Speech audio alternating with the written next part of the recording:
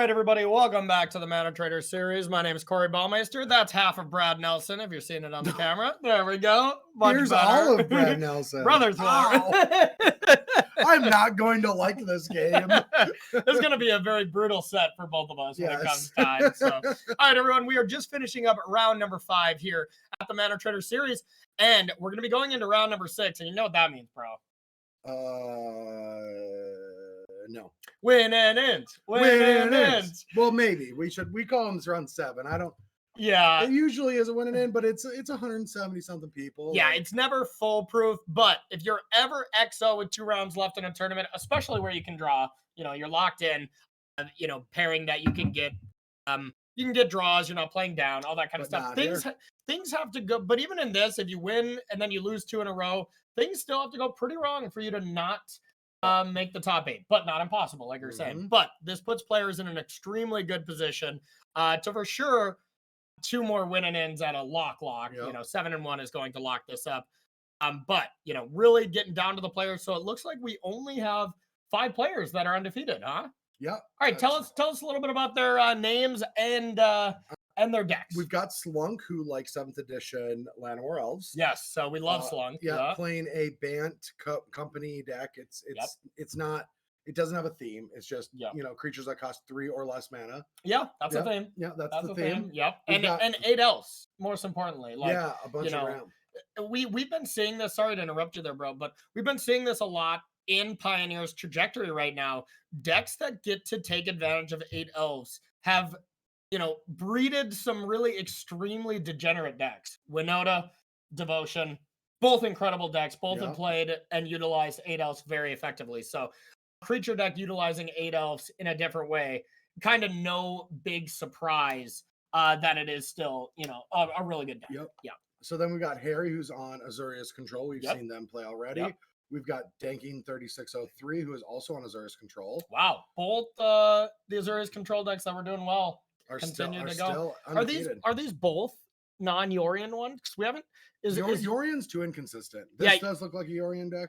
Yep, one of each. God, what do you know? Variation on a deck? Couldn't believe it. Yeah. And then Mountain Master is on Rakdos, and then we've got Mahdi, who is on Mono White Humans. Okay. We've got Hidden Strings, Bant Spirits, John Sacrifice, a couple Bant Spirits at 4/1. Okay. We've got a Mono Red deck. We've got this other, I think we know what this is, but I forgot. I think that's the Mono Red aggressive deck that we've already seen. Okay, yep. I'm really sad. No Devotion decks at the top. No. Our Golgari Devotion player fell. So no. Yeah, we've got a couple Hidden Strings actually, as for control.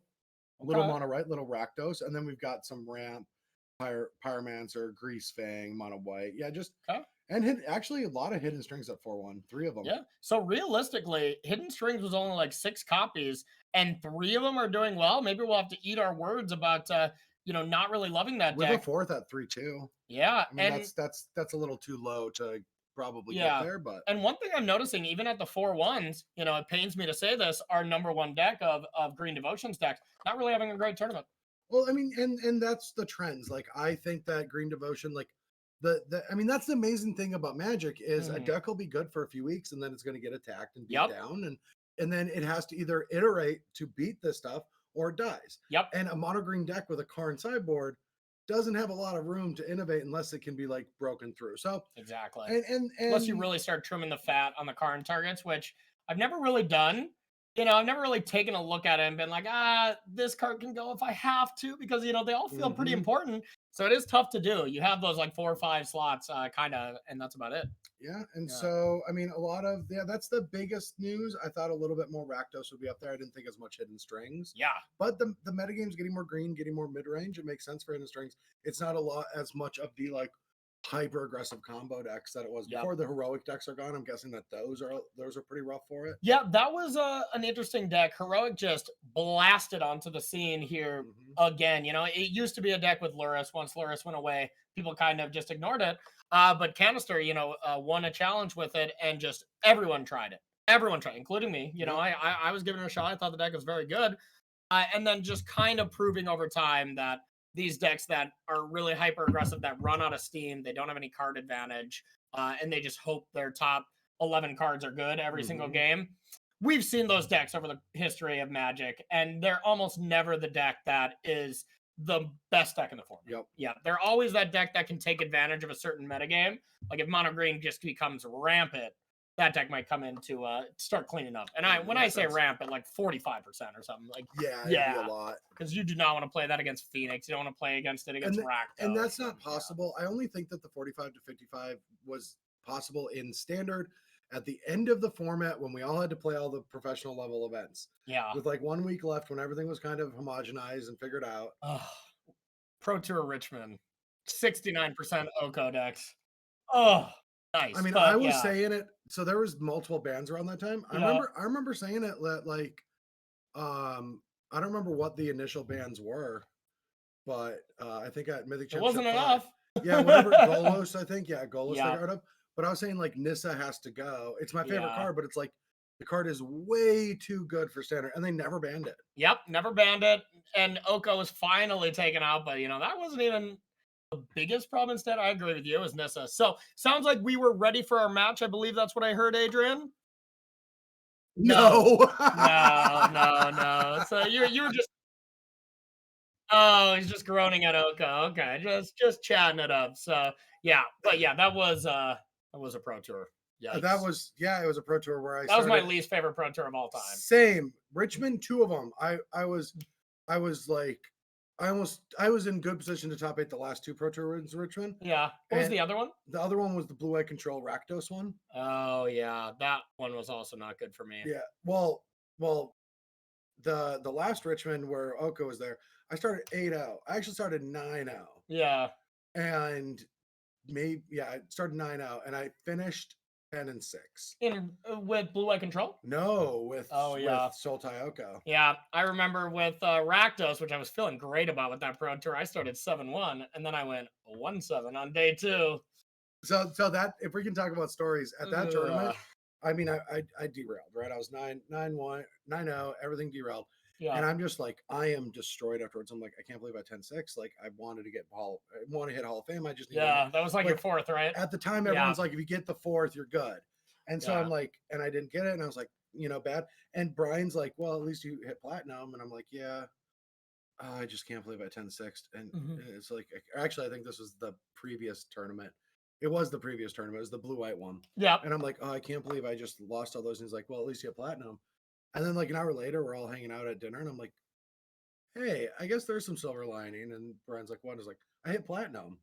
I just realized. Yeah. And Brian's like, it's like you were not listening to me at all. Yeah, like Brian ran the numbers. He knew my points, and he was like trying to lift me up, and I'm just like ignoring all of it. Yeah, we've definitely told Brian plenty of times, especially with the podcast.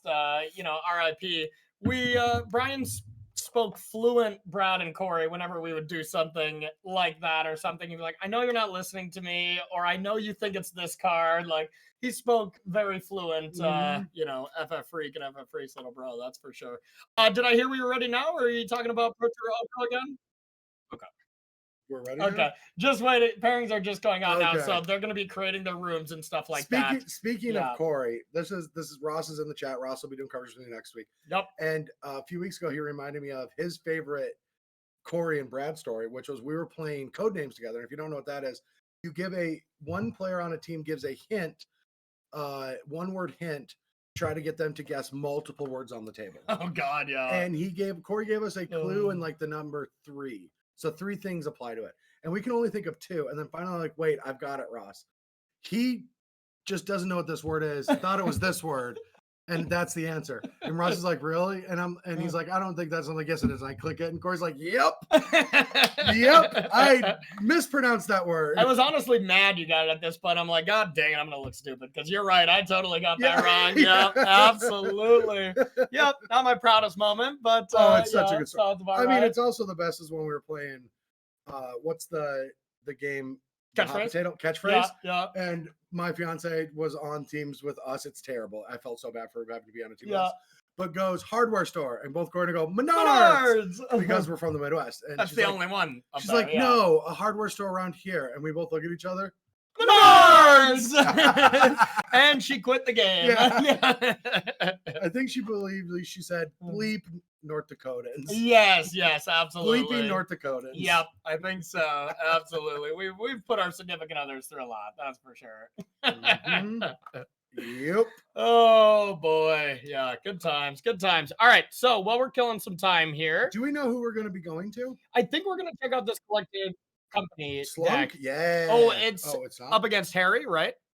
Yeah, Slunk and Harry. So right now our number 1 and number 2 seed, Azorius control up against a company deck. You know, that's interesting. Who do you think is going to take it down there, bro? Between collected company and control and blue-eye control, yeah, non-Yorian. Well, let's check because the thing about this deck, in my opinion, is it has a lot of anti-creature 4 stuff. Archons in the main too. Holy cow! That's the non-basic land clause on that is going to be good. Yes, but the other problem is having a bunch of reflector mages and skyclave apparitions. Yeah. Jamoka's command not as effective, but let's see what they have in the sideboard 4 matchup. They got a couple strokes, Thalias, Redain's a lot better, even Garrick. And what is Elspeth Resplendent? I forgot what this did. I mean, it's definitely going to come in because the thing is, you have a lot of dead cards. So I bet game 1 is going to be heavily favored for Harry. Yes. And closer post board. You know how we saw Harry play against the Rakdos mid-range deck where it looked like the Rakdos stacks were getting way better.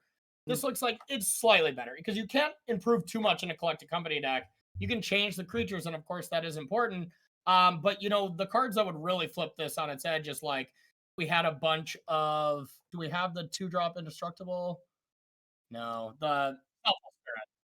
Yes. Yeah. All right. So it sounds like we're ready for the match, the Resolve and Mulligan. So let's jump on in to our undefeated players playing what could be a win. Oh, the beautiful Elvish Mystic. Oh yeah. And with the Mana Confluence, who really cares when you're up against control? You can take all the damage you want. So realistically, not a bad land to start with. And we're getting underway. Going to get these hand cams set up to you. Llanowar Elf, 7th edition. Look at that beautiful land. And follows it up with another land. Down to 3 cards. But there's some pretty good ones. We got Hallowed Fountain and Collected Company. And from our opponent's side, Harry is on some interesting choices, but as far as I see, none of these choices culminate in being able to counter Collected Company. As long as it's played around. Yeah, as long as they played an untapped land. But with March here and the fact that they can't Wrath next turn, I think you go untap Hallowed Fountain, slam Company, hope for the best. You have a counter deck tapped out? Yeah. And Collected Company, and yeah, you cast that. Yeah, hey, that's what you came here for, is that expert commentary by us, and I'm giving it.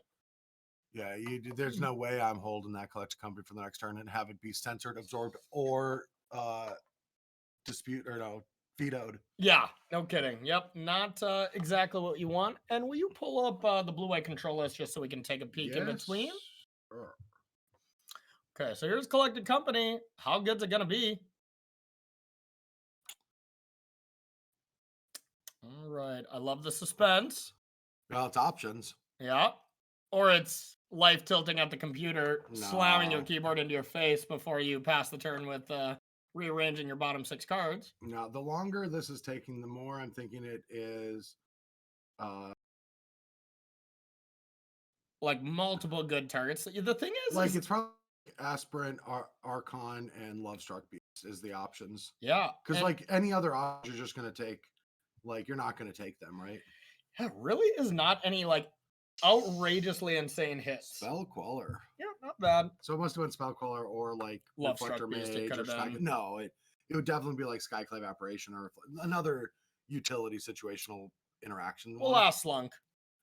There's no way to Lovestruck Beast. You're slamming that and keeping one of them as a 1/1 or putting the counter on the 6/6. That's a good point. Because I was going to say you play around Portable Hole if you have Lovestruck. You know, you wouldn't have another 1-drop, but yeah, you already have a Llanowar too, so not bad. You know, Slunk is just like now asking themselves, can I beat Verdict if it's there? And I'm kind of thinking no. So if I were Slunk, I'm going all in. Yeah, you can't play around Verdict. Just not at this stage of the game. I have lost way too many games of Magic just playing around too many things. Yeah, 100%.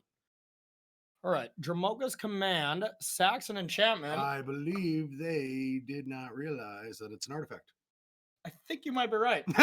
Otherwise, that doesn't seem like a strong sorcery play. Why not play the Hallowed Fountain? Just play the Aspirant. Oh, would have got countered, I guess, before Llanowar. Yeah, admittedly, there were a lot of different lines, or there were a few different lines, and that was for sure the one I would not have taken. Mm-mm. No, no. Okay, it is still a big battlefield. Now you're maybe under the impression. Oh, main phase player on spell crawlers, Oh, that makes sense, I guess. especially because it's one of the worst cards to get back from spell crawler. Oh yeah.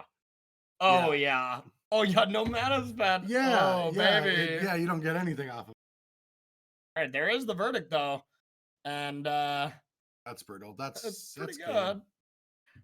Oh, are we calling it that's game vintage here? Are we back to our shop stacks? That's game. Well, no, we're not excited about it. I never want a blue-white control deck to win. Yeah. No. Yeah. Well, you would have got your wish if you were teaming with me and Shaheen and Ely last weekend. That blue white deck did not do a lot of winning. I'll tell you that. I don't know. All right, I'm just gonna admit it. The amount of times I've had conversations with Corey about Shaheen and control being like, no, he's doing really well with it. And then I hear like 2 weeks later, it's like, yeah, it did not go well. To be fair, he top eighted the last 3 SCGs with it, so we gave him one more event with it. But now he is banned from blue whiting on our team. Yep, he had a good run though. What was Ely playing? Elves and Legacy? Elves. Ely not only was 7-0 when our team got eliminated. Yeah. I've felt that before. Yep, but he XO'd to the finals of the 5K the next day. Yeah. He was 15-0-1 with the deck. That reminds you of your 5K plus PTQ weekend from like 2007. Oh yeah. Oh baby, yeah. Noble Hierarch and Windbriss Heights and Overrun. Woo! I put you on my shoe in one of those tournaments. You did. I was playing dirtily blue-white Revel Arc. Yeah. I just like turn 4, brought in Overrun to kill you. These are back in the days when it was called Little Kid Green White. Yes. Yeah, because it literally was Windbriss Heist Overrun. Yes, and some kitchen finks and stuff. Man, that deck was awesome. To answer Quit Swinging in the chat in a little bit, I think Mono White Humans is one of the top decks. I put in the top 5 decks. You put it in the top 5? Okay, cool. Yeah, I think it's that 1.5 or the low end of tier 1 for me personally. Oh, I don't consider tier 1, but I also only consider like 2 decks in tier 1. In Pioneer right now. Yes. Okay. Yeah. Interesting. What would they be? Well, maybe Mono Green doesn't deserve tier 1 anymore, but coming into this weekend, I was thinking Mono Green and Rakdos are the only 2 tier 1 decks. Okay. Yeah. And then like Blue, Phoenix, Grease Fang, White. Yeah. And then maybe Bant. Yeah. Okay, that's fair. 2. I think I would totally agree with still putting Devotion and Rakdos in, and then there's that line, That's what I'm saying. Yeah. Mm-hmm. But yeah, a lot of good decks that are viable. That's the thing, and the format is fun. Like if you're a control mage, you can have success with these blue decks. The format's finally having more interaction, and that's what makes Pioneer better. Like I said earlier in the stream, like 6, 7, 8 months ago, this format was just like 4 combo decks, and it sucked. When Winota was there, awful. I hated it. Yeah, because every deck had to be that speed to compete with it, and Disruption was not good against Winota because if you had the plan to kill Winota, they dropped Chariot on you. There was no deck that just had a great plan against both of them.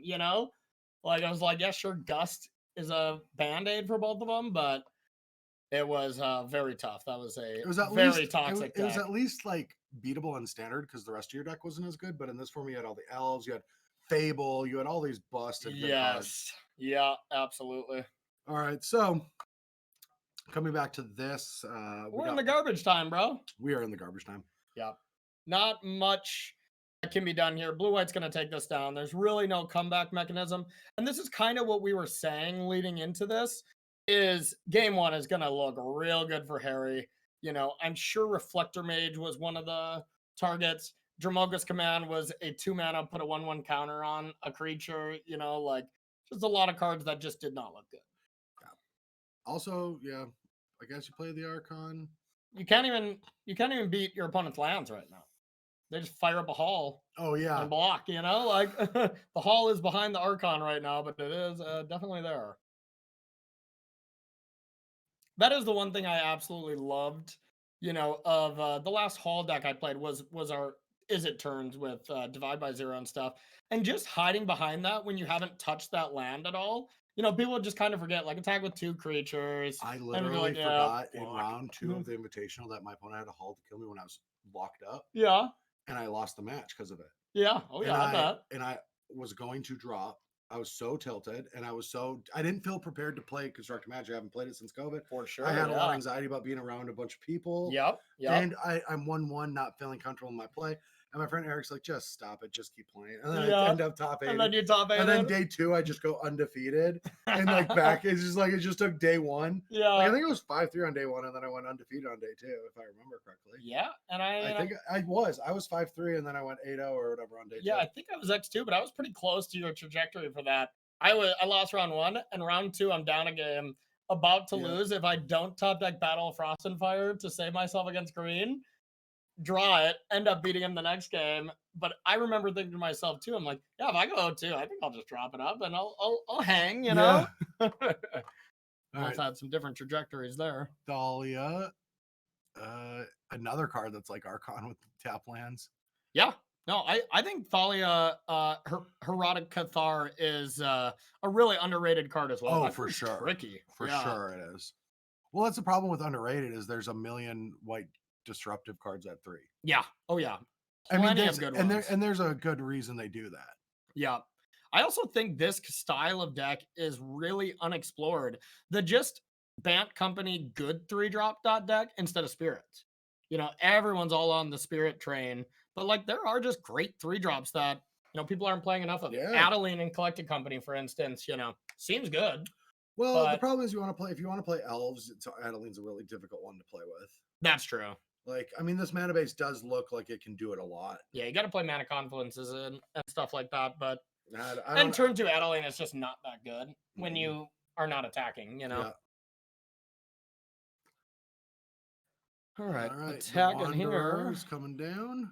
Yep, either Wanderer or you castle up and block the 1/1 and strand the Lovestruck Beast, but yeah, there's not a way you can lose if you just gain a little bit of life here and go to town. Leave that hall open forever. And this is what control mages live for, is these turns where you're just like, well, I can't possibly lose, but I get to play 9 more turns. Yeah. Oh, yeah, actually just has lethal with Teferi Tuck, animate hall, put a counter on it. Oh, yes. Okay, that's cooler. Yeah. Yeah, thanks, Harry 1-3 for ending that game a little quicker. Some control mages are like, I have the win, but I also have the win if I just say go and draw cards all the time. So let's look at Bant and think about sideboarding. So in the sideboard, cards that we could theoretically bring in. Mm-hmm. Elspeth, Garrick's Harbinger, Redain, Thalia, Disdainful Stroke. There's 1 Shaper Sanctuary and 3 Unlicensed Hearse. I don't think they're coming in. So I think 2 Strokes, 3 Thalia, 2 Redain, maybe the Harbingers. I'm looking in the Harbingers for sure. They seem tough to kill. Yeah, they're not 2-drops. And the Elspeth. So that's 1, 2, that's 5, 6, 7, 8, 9, 10 cards. So we need 10 cards to come out. 2 Dramoka's commands. Yep. Skyclaves and Reflector Mages. That's already 9. I think I for sure take Reflector Mage out. I don't know if I take the Skyclaves out. I think so. The only thing you're getting is Portable Holes. 7, 8, 9, and then what's the 10th card? Maybe an Archon. Okay, so there is 7 elves. Not 8. I'm not taking Luminarch out. I'm not taking Archon out. I'm not taking Glasspool Mimic out because it's one of my lands. I'm not taking Lovestruck Beast out or the Thalia. So usually in these kind of scenarios against a Wrath deck, I like trimming on elves. You know, but you're the deck that has Thalias, Redains, Archons, and Spellquellers. I think you're not worrying about the couple Supreme Verdicts. Yeah, definitely possible. I think it would be either trim elf for me or bring in 1 less card from the board. Yeah, but these are all better. I feel like unless you don't bring in the Garrick's Harbingers or the Elspeth, maybe you don't bring in the Elspeth. I like the Harbinger though. A 4/3 that cannot be killed really that easily, that gets to just draw cards. Like, sign me up. That's exactly what you want against a control deck. It demands an answer right away. I'm just saying theoretically those are options. Yeah. But a Harbinger is going to be a lot worse on the draw when it lines up well for them to go the Wandering Emperor when you attack for the first turn. Not the huge thing, not the biggest thing, but not the best hand, but I do think I'd keep it. Oh, snapping that off, yeah. Yeah, Luminarch into Archon and Collected Company. Yep. Portable Hole, bunch of lands. It looks like a mulligan there too. Well, that's already been a mulligan. Yeah, exactly. Yeah, so yeah, you got to keep it, but yeah, that's a poopy one. All right, due to the mulligan, that's going to be an irritated farmland. Irrigated? What? Irritated? Well, because of the mulligan, now it's an irritated. Okay. Because because thought you just got the card name wrong. I was like, okay, well now we're even. But it's called a pun. I know we haven't done the podcast in a long time. Yeah, that's not funny, bro. All right, Brazen Borrower to do a little bit of bouncing. And one thing, I guess they really would not have had that big of a choice here. They could have Field of Ruins, but maybe, whenever you get Archon the first time, and then you look at your hand and you just realize played your don't play your basic, you're like, basics, yeah. crap. So Yep. could be a little bit of a backbreaker here, because what else are you gonna do from Slunk side? Not cast it? Maybe. I couldn't imagine not casting it. I mean, like it's even censor. if they well, but you want to open the sensor up for the collector company anyway. Yeah. Right? I mean, it's brutal. It's a decision, but oof. What? Didn't cast it. Wow. Yeah, you can't. You have 4 lands in your hand. You can't give them that time. Yeah. You got to cast your so spells. either. Yep. Maybe playing a little bit too conservatively here. Play your lands, cast your spells. That's how Magic works. Don't keep that extra land in your hand to trick. You're not going to trick Koirai if you kept an extra land in your hand. Yeah. But what you could do is you could screw yourself by drawing a draw spell and not being able to play a second spell now. Now look at this, bro. We're seeing Field of Ruin. Let's do a basic check. Are there any basics in this deck? Well, if they're doing it that aggressively, no. Yikes! How do you not have a Stone basic in your Rain. deck? I was like, yeah, if they're doing it that aggressively. Slunk, you're learning a valuable lesson here. And are we not portable? Okay. I was like, if we're not portable holding 2, I don't know what either of these players are doing at this point. But yeah, great play there by Harry. Yeah, that is brutal. Yep.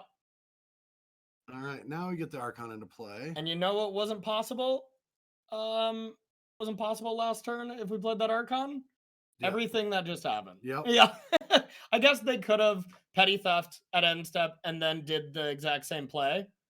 But you'd have 1 less petty theft in hand. Yeah. But that probably would have been Harry's play no matter what, which would have still had them at a similar scenario. What? But Yeah. I think I like this deck, Slunk, but I think you're going to want to put a basic in.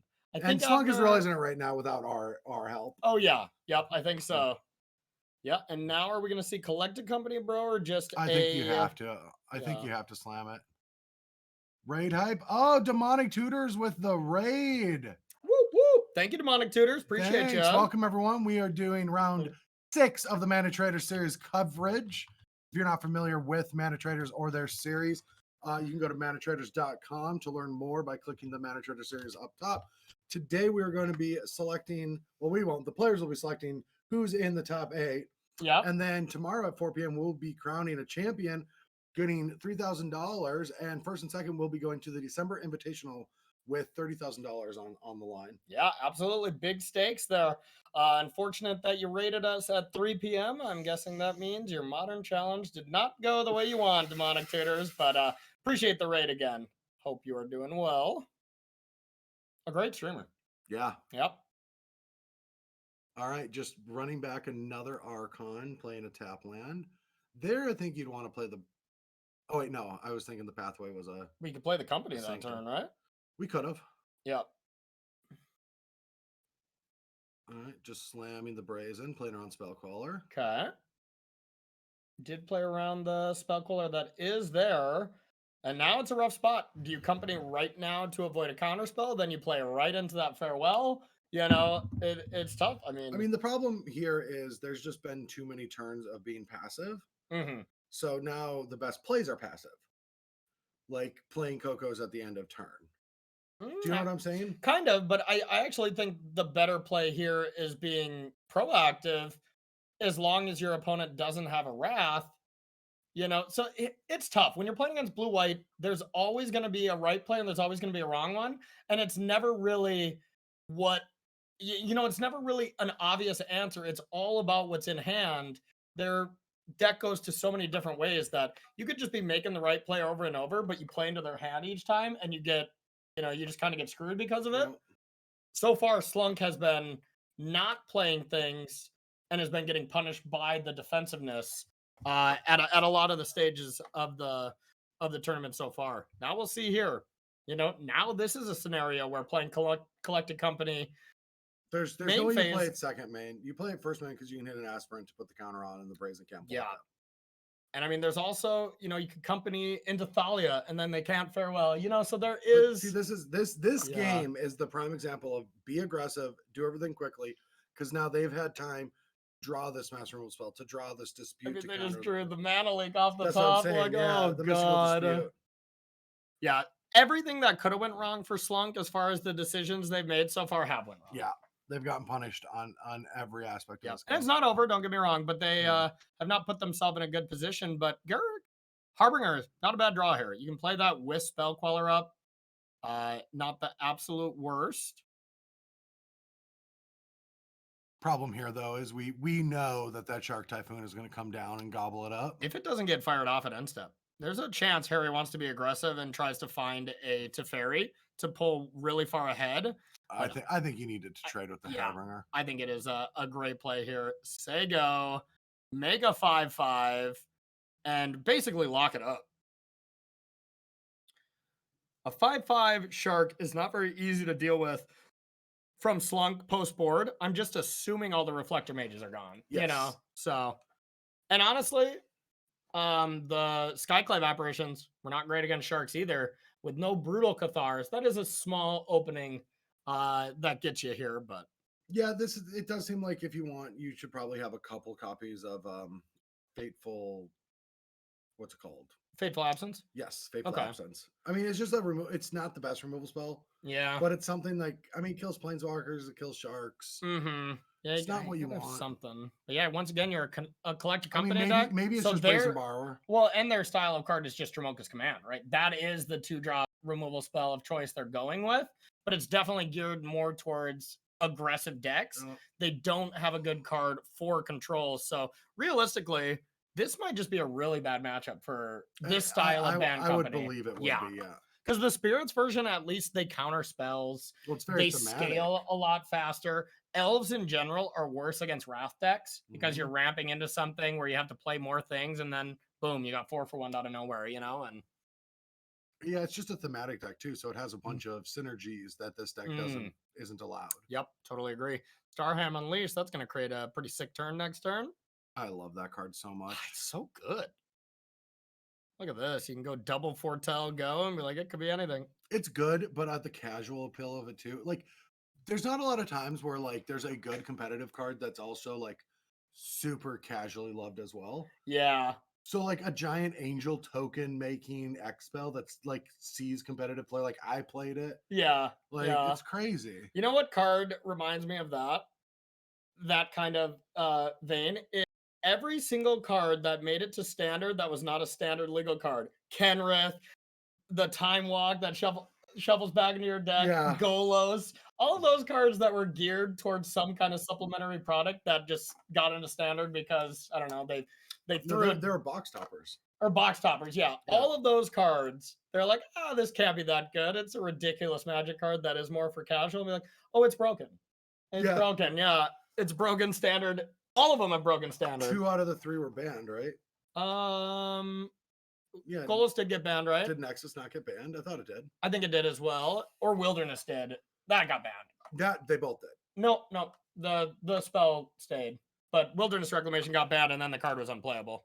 I don't think so. I think... Maybe our director can help us out. I can't remember. I'm very yeah.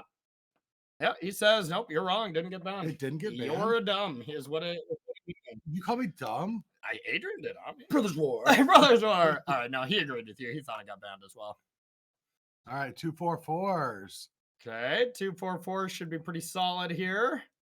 Didn't even make a third one to just keep Gust up, but yeah, doesn't matter here. Harry 13 wins the match. Undefeated.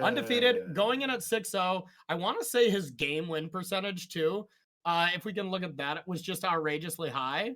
Like must just be absolutely dominating this tournament. Games played 14. Yeah. Okay. So maybe not super high. It was the Azorius player below it, the Yorian one. They are just absolutely dominating. So that's Harry taking it down, heading to 6-0. At this very comfortable spot of probably being in the top 8, but definitely not a lock. And then we have Mountain Master as one of our other undefeated, beating out Azorius. Beating out Azorius Control. I believe. I don't know if that's the pairing. To be the only two people that are XO, so Rakdos and Blue-White Control that you just saw are going to be playing the undefeated match. So maybe we'll have to check that out, even though they might be kind of locked in. So we'll see if we got another match. That was kind of a long one, but we'll see if Adrian. Yeah, I think there's a few that might still be playing. Rakdos did Blue-White, the Yorion version. Yeah. There we go. Yeah. I heard Greasefang. Greasefang taking it down. Yeah, Mono White was the other undefeated. There were 5 of them. So, yeah, is that pretty much all the rounds there? Okay. All the other undefeated are finished. And so one lost playing down. Yep. That was the Mono White deck lost to the Greasefang deck. Yep. So, yep. Mono White was that undefeated. wasn't a match we could watch. That was a match that he was telling you. That was the undefeated one. I thought we were going to get to go to that. Nah, nice try. So, anyways, y'all, welcome back to the booth. Demonic Tutors, we really appreciate you. Thank you so much for that raid. Hope all is well with y'all, and hope all is well with everyone watching on this beautiful Saturday. Thank you for spending your evening with us here, bringing you some coverage for an amazing format right now. It's like noon. Pioneer has been awesome in the U.S. You know that, right? Yes, Evening yes. In Europe, or did you say that? I might have. Who knows? I haven't been wording correctly today, tired? so I do you am think a little it's later tired. in the day than it is? I sure do. Because it's only 3:00. You know, I'm 31 now. I'm an old man. I got a broken foot. You know, I got a hurt back. I'm falling apart. So the fact that I'm still here is all the best we can be doing. So we're gonna see if we're gonna jump into a match. If not, we're going to take a break. And be back for round number 7 though. This tournament. I like how you're giving the option like you know what you're gonna do. Yeah, we're either going to go into a match or take a break and go into round number 7. Okay, we're going to watch a match. Thank you for constantly breaking the fourth wall. They think I'm just completely under control of this whole broadcast and everything's just coming from the top of my head. But yeah, that's where these headsets come in. That's for Brothers sure. War. Brother War.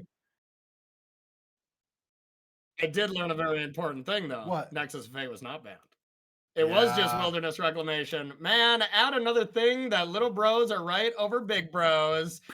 Up to 1. it's in the last few years, it's becoming more and more. Yeah, you know what? I did get a couple of things right. I got Omnath and Yori, and I was proud of that one. Ever since Oko, where I called that card super medium, I think since then, I was so disappointed in myself for evaluations on our podcast that I was like, all right, slap myself before each podcast. Like, I got to get it together, so. Oh, yeah. Okay. Sounds like we have a little last minute match to get into. We got our mono red Fires deck. Nice. Yeah, playing a match. So we're going to jump into that and watch the conclusion of this one. And we're watching it popping off. Okay, how much? 7, 12. That's 12 damage. It's not lethal, but we get to take all the walkers out. They should be taking out the walkers instead of getting damage. And there's only one card in hand. Yep. Unless they went face. You're like, some people just like, they're up against green and they're like, did we missed the Cleansing Wildfire game too, right? Is that the top card in the graveyard? It looks I'm pretty sure we missed the turn 3 Cleansing Wild. I bet we did. And I think I'm going to go home and borrow this from Mana Traders and play a league tonight. Dang. Well, do you have a good code that other people could borrow this for? Or? We do. Exclamation. Can we get you to type that in real quick? Exclamation Bash Bros in the chat is going to get you a sweet nifty dip. To be fair, that's 7 minutes too late, but you know what? That's fine. Yeah. They'll see it. They'll get it. And now you can type it again in 7 minutes and get yourself a bunch of percentage off. This game's over, and we'll see if there is another game, but as it stands, Red Fires is getting their revenge against I have a rule. decks. When we start having to go into the last rounds of Mana Traders and we're just getting the last 2 rounds of just beat-ups, we just cut to break. I understand. No, I love seeing the beat-ups. You don't like them? Oh, yeah. I love just seeing the absolute end because it's just like, wow, things did not go well for lit plays or whatever. I love watching the absolute ends. Because that is cool. That's a beating. And it's not the match. So we got another game coming in. See, Brad, if we just went to break, look at this action. We missed mono red. We would have missed mono green about to pop off on the play. Which we've already seen happen to this player. Well, I mean, this is what I came here to do. I don't know about you, but I told them they can pay me in mono green dominating mono red decks. That's all I wanted for compensation. Yeah, I didn't do that. Yeah, okay. Smart. Smart. So here is the mono red deck, and come on, y'all. Come on, chat. This deck is gas. Yes, let's get some emotes in chat to get some hype on this Fires deck because it is a sweet one. I want to try this If as y'all well. are wondering why we've got these Cascading Cataracts and these Darksteel Citadels, it's because Cleansing Wildfire not only can destroy opponent's Nykthoses, it can target your own lands, and if it's indestructible, you just get to draw a card and put a land into play. You know what I just thought of, bro? What? This player's X and 1, right? Yeah. All right. The Bant company deck we just saw is X and 1. If they get paired, we have to watch it. There's no basic lands in that other deck, and there is 8 Stone Rains in this deck. Cleansing Wildfire is just Stone Rain, draw a card against that deck. Oh, that would be so... that would be insane. Well, I mean, this kind of deck would destroy that company deck, I imagine. Maybe. I mean, it could have a... I would say if it's on the play, it's significantly advantage. Yeah. If Coco's on the play, it's less advantage. You know what I'm saying? Yeah. So it's I would consider mono red favored, but not unbelievable. Not by a ton, yeah. That's fair. This is also a Fires deck against Dromoka's command. That is pretty telling. Anger of the Gods. That's for sure, yeah. Also, all of these big drops against Spellqueller and Stroke. Yeah, that's fair. We're both stretching it out. You're hearing the mechanics of a standing desk here. The stream isn't failing or anything, we promise, but Was this a good buy? Probably the best buy I think I've ever had. So thanks for that suggestion. Standing or sitting all day when you're streaming and stuff, not great. That's for sure. Yeah. Not that I have a broken foot. I don't use it as often, but we're healing. We're healing. So, all right, just between sideboard here, we've seen this matchup before. Not much that can be done. Those lava coils are probably coming in on the draw. There's going to be a lot of emphasis on Spikefield Hazard being in the opener for our mono red Fires player. Just the only way to break serve against an elf. The nut draw from mono green versus the nut draw from mono red Fires. Green is going to win. Even on the draw, but on the play especially, Yes. If Fires is on the play, they can have Lava Coil on turn 1 and they can do a lot more stuff, but.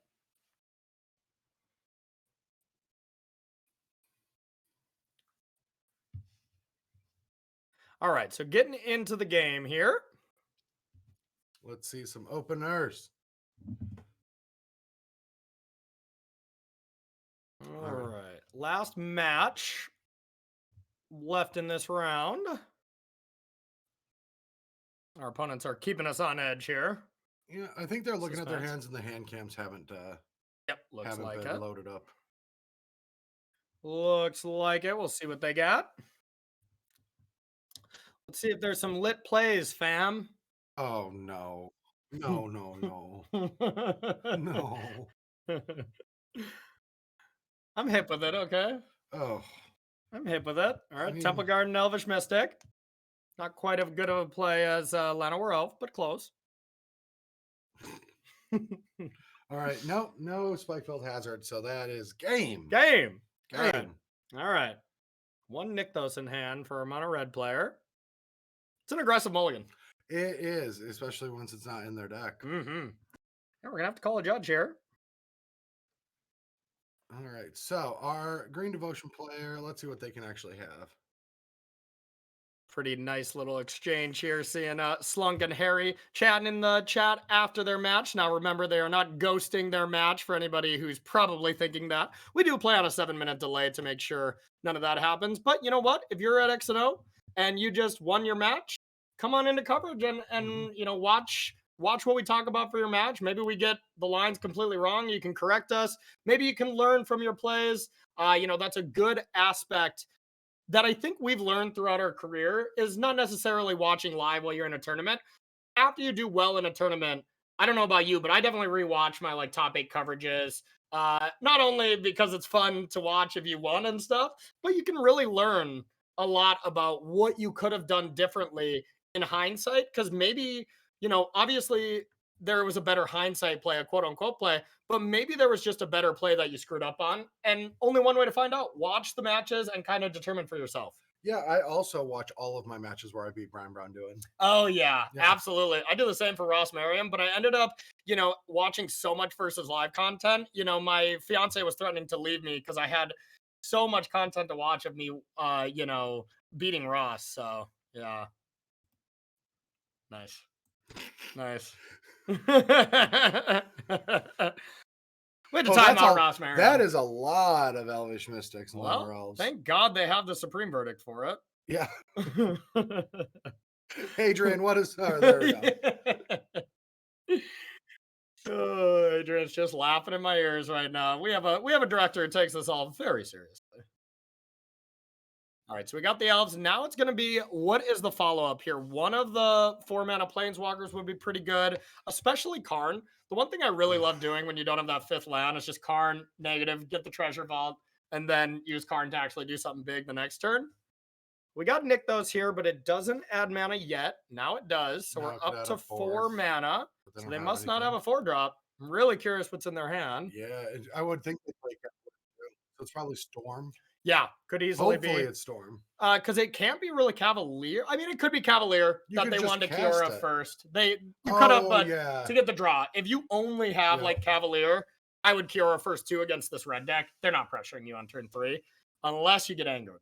You know, so that you have to have on your radar. Like, I kind of want to get the Cavalier with that Nykthos online as fast as possible because they can't beat a Cavalier. Yeah, Cavalier is really tough. And, you know, I mean, next turn, if they have land Cavalier in hand, I still like this play from them. But it's just their hand cap's not working, so we won't know for sure. Time will tell.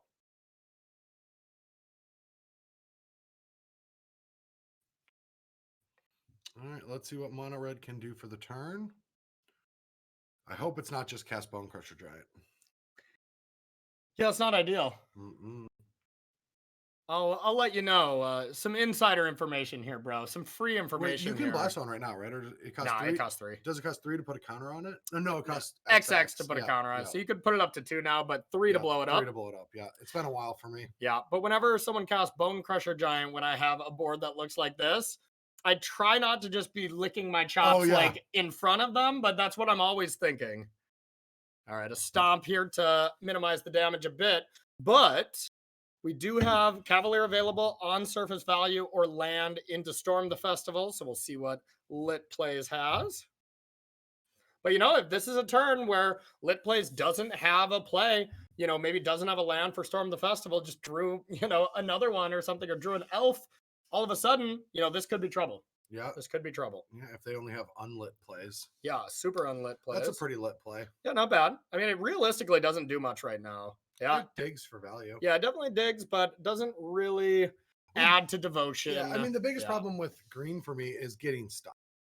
And Teferi can help not make sure that you like just are playing off the top of your deck. Totally. Because you have a lot of bricks. Yeah. I've had games where Teferi, I played this all last weekend in Baltimore, just a one of, and I had games where it was just unbelievable. And then I had games where it is unplayable, you know, so it's a really high variance card.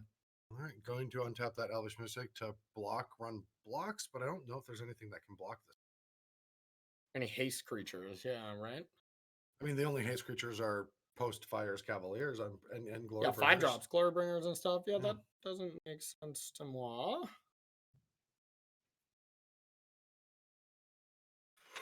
But what do we know? Everything. Everything.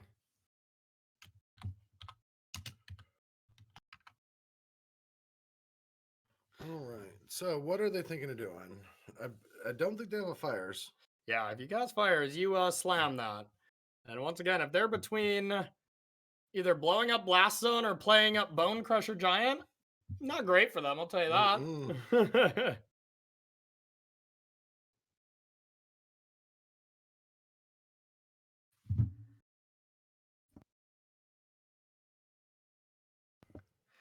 All right. Our players are triple queuing the Pioneer Challenge and making really important decisions. The tournament's getting down there. If they lose this game, they are out. Yeah, they are X and 1, right, bro? Yep. Still an awesome showing for the Mono Red Fires deck. Yeah, really love it.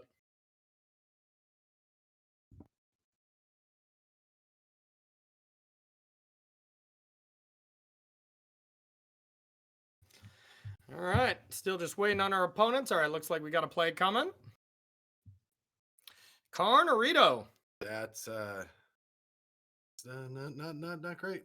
Nope, not good now, but it will be good next turn. A plethora of stuff to do if Karn lives. on surface value, it can die to that layer at any point. So you got to pick something that really matters.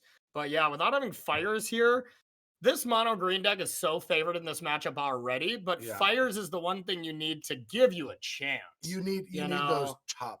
Yeah, you need to be double spelling against this because, well, mono green is double, triple spelling sometimes, if not killing you. All right, here we go. Green. This should be a big turn. Value planeswalkers in play. You can untap Nykthos a million times.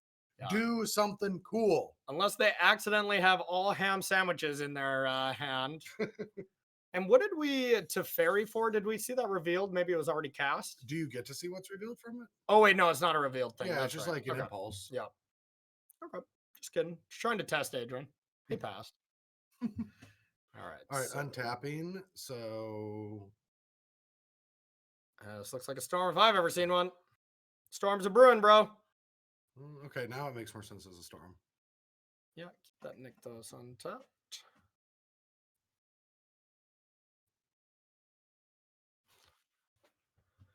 Yeah, you keep the Nykthos untapped here, just in case you hit Cavalier, and you don't hit Nykthos. I like to. It's a small change because you might hit a Nykthos. You might hit a Nykthos, and then it's better to do it the other way. But that's also if you hit Cavalier. So if we would have did it the other way around, you're Cavaliering here for a basic land instead of trying to Cavalier for a Nykthos here. Bricked on all the lands anyways, so that'd be kind of a tilter anyways. But now we get to spin. We got 5 mana, 6 mana. So we have another storm in hand. Then welcome to Mono Green Devotion. There we go. Yep, that's what the hand must have been for lit plays. Yeah. It's just multiple storms where they were so close to casting it for a few turns. And whenever you just get close, and then you have that one turn where it happens, it's like, finally, I can barely cast this Storm the Festival. And you end up casting 3 of them. You're like, oh, yeah, this deck's broken. Yeah, the first time when I cast it without anywhere near enough to cast it from flash it back or cast another one. Yeah. And then I easily flashed it back. I was like, this is kind of gross. Exactly. That is when I realized that this deck was broken too. And this was before Winota got big. You know, that's when I first played these devotion decks. Oh. They looked a lot different. You know, there were Hydras and stuff like that. But I really loved it. And then Phoenix was destroying me. And then Winota was destroying me. So I got off it. And then after they banned Winota, tried it again. Phoenix was still destroying me. And now with Vraska, that where I could beat Phoenix, and Phoenix is less popular. That's why I like being there again. Back around the time that I took a break from streaming because of melee responsibilities. Yep. I picked up Winota and I think 9-1 my first 2 leagues. I think I went 9-0 and then lost and streamed with Winota. And I I was like, okay, well, I'm done with Pioneer. Yeah. Like, I'll be back. Honestly. And I never did play Winota. It just to honestly refuse to join him type of game. But it was not right because Winota was insane. That deck was so good. To be fair, I didn't play a lot of Pioneer events back then. We commentated a few for Mana Traders, but didn't play a ton of them through the pandemic. Lit play is down to 4 minutes and 44 seconds. So, you know, has to hurry up a little bit. Plenty of time still, but as long as this is not game at this 3. pace. Yeah. And I'm hoping it's not internet connection for them because we're only, 6 turns in. Yeah. Let's get real. They're double queuing. 5, come on. Yeah. If I've ever seen a double queuer, you know?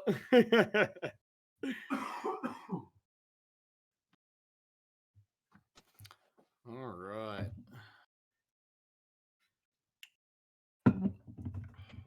Now our Fire's opponent is taking their sweet time.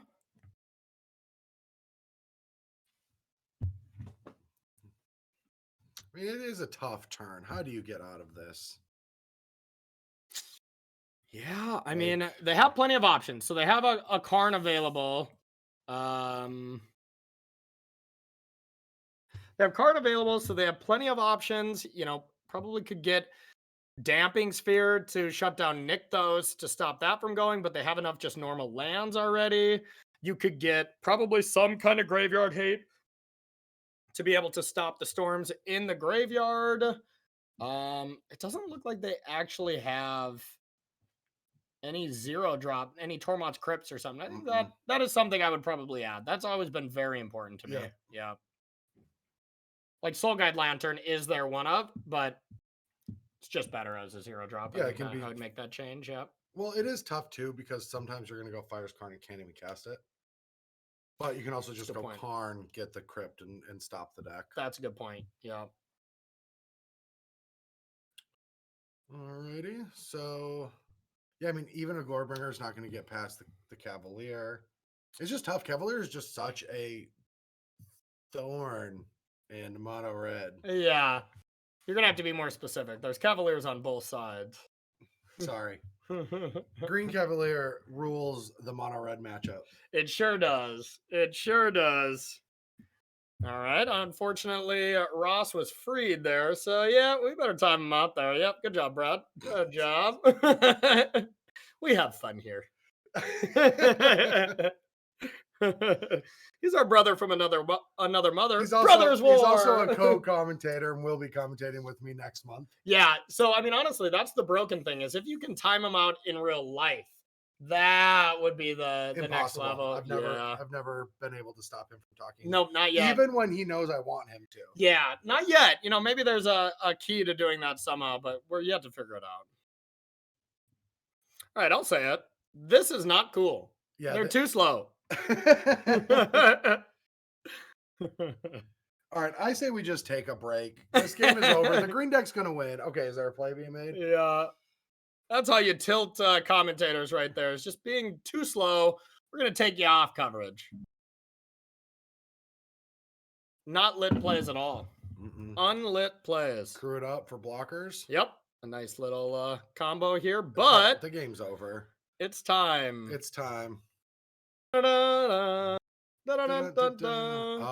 Yeah, I guess that works. It's a play that does work if you don't plan on ever legend ruling again. I'm not a fan of this play unless it's literally my last Rakdos. That's the only time I do that. It does generate an extra mana right now. Yeah, exactly. It generates an extra mana when you do that. But I legend rule sometimes twice, 3 times in a turn when I'm going off, you know? So it's minor when it's at this stage of the game. You're going to win, you know? But it still matters. And there's certain... You lose out on a mana if you Rakdos the second time, right? Yeah.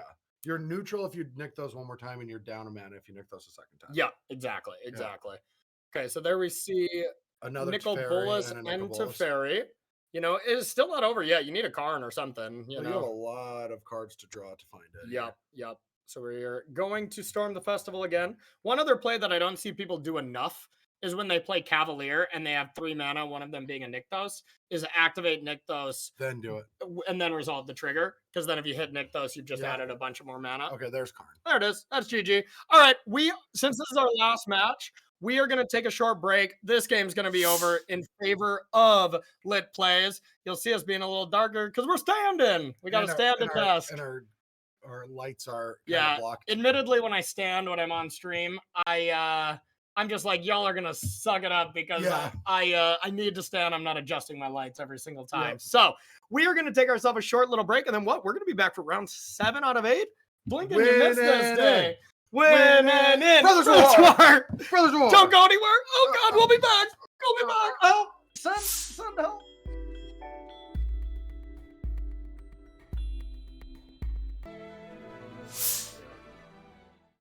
What up, everybody? Hey, hit the number 2 button on there so it goes down to us. So welcome back to coverage here. Sorry about that, y'all. We were deep in thought looking to see what match we wanted to check out. I'm Corey Baumeister. That's Brad Nelson. We're going to be bringing you round 7 and round 8 to finish out the day. And we got some exciting ones. There actually is 3 players that are undefeated. We must have got something wrong there. Abzan Greasefang, Rakdos midrange, Azorius control. Kind of the big pillars. Minus green at the XOs. So, you know, some really good stuff. We're going to watch one of those matches, probably watch the undefeated battles. We really want to check out some Abzan Greasefang. So the undefeated is the blue-white versus Rakdos. I think I would rather see the Greasefang. How about you, bro? Yes. Yeah. What was that? We won't have hand cams for either player for Greasefang. Blue-white versus Rakdos it is. Or do we want to... Do we want to watch that again? No, I'm saying, do we want to watch a different matchup? No, too? But I mean, this is a pillar of the format. And it's That's 2 true. Undefeated players. They are undefeated and they have hand cams. And this guarantees a top 8. Let's check it out. Yes, let's find out our first guaranteed top 8 competitor. Absolutely. Yep. So we got Rakdos up against Harry, who's been just dominating every single time we've seen him on coverage. You know, just absolutely making it look easy so far, bro. Yeah, so let's check and see what these deck lists actually look like. So All right, that's not that one. Here we go. So this deck list does not have Obnixilis for a Mount Master, 2 Chandras, 2 Croxa, 2 Kalitas, 4 Fatal Push, 1 Abrade, 3 Dreadbores, a boat in the main. I love it. I think a boat in the main makes a lot of sense. Yeah. Yeah, boat is just insane. Yeah, and then after sideboard, we've got Lifebane Zombies, a Sorin, a second boat. 3. Yeah, I mean, I think it's correct. I remember talking about this. I was at Gen Con talking to some players, and I'm like, I haven't played Pioneer yet, but I'm the first thing I'm going to do is play some Rakdos with boats, and they were all like, "That sounds terrible," and I'm like, "Okay, I'm you don't know who you're talking to, so Yeah, like, I'm, you know, like I'm the boat. I didn't say anything. I just got out of the conversation. Yeah, and honestly, it makes a lot of sense because not only is it great against the aggressive decks, excellent in the Rakdos mirror, which had to have been pretty popular. It's okay against green, nothing special. Bad against Greasefang.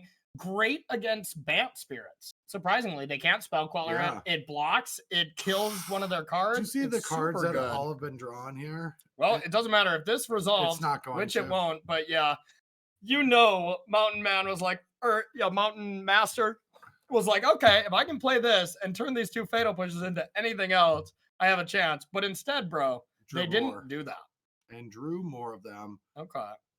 And now there's the no land drop, just play a Bone Crusher Giant. It can either get marched, it'll get marched, and then Teferi can come down, or you just play the Member Deluge to try to get there. One card that I've been seeing out of Rakdos less and less numbers is Croxa so far, which it just feels crazy to me because that card is so insane. But it makes sense that it's not as good these days. Yeah, there's more graveyard hate, especially in the mirrors. Cards like Unlicensed Hearse are very good in the mirror. Bad against green, I feel like this deck, it has game against everything, and in fact is like slightly favored against everything except green. That if you make these minor cuts of cards that are really bad against green and just okay against the rest of the thing, that seems like a good place to be at for Pioneer. So here's Teferi untapping here, everybody's favorite play. And 6 cards in hand, Bone Crusher Giant can come at Teferi, and it looks like we have a Stomp plus a Den play to deal with Teferi. Not bad at all, to be honest. No. And with just Wraths and stuff in hand, surprisingly, the Rakdos player with 3 Fatal Pushes is not looking bad. Well, they need to find a Graveyard Trespasser. Oh, there's a Foretold Sod coming. Wow. Oh. Never mind. Get him a body bag. Yeah, that is brutal. Honestly, it's so crazy that just 1 extra turn of Teferi to do a little bit more is so insane because, like, here, oh, baby, Wandering Emperor, exile that, and then hold up March for the Den, and that we should be pretty much done here. Yeah. Even so, you still have to beat that Member Deluge in the graveyard, so you have to present enough pressure to where they can't spend the time to do that. Yeah, so right now, if there were no cards in hand for Harry 13, but you had the Memory Deluge you get to cast here, I think I would still put a small advantage into Harry. That's without the 5 or 6 extra cards in hand, Yeah, this is just the proof of what the misery of playing a mid-range deck against a dedicated control deck game 1. Yeah. You just have all this removal. Yep.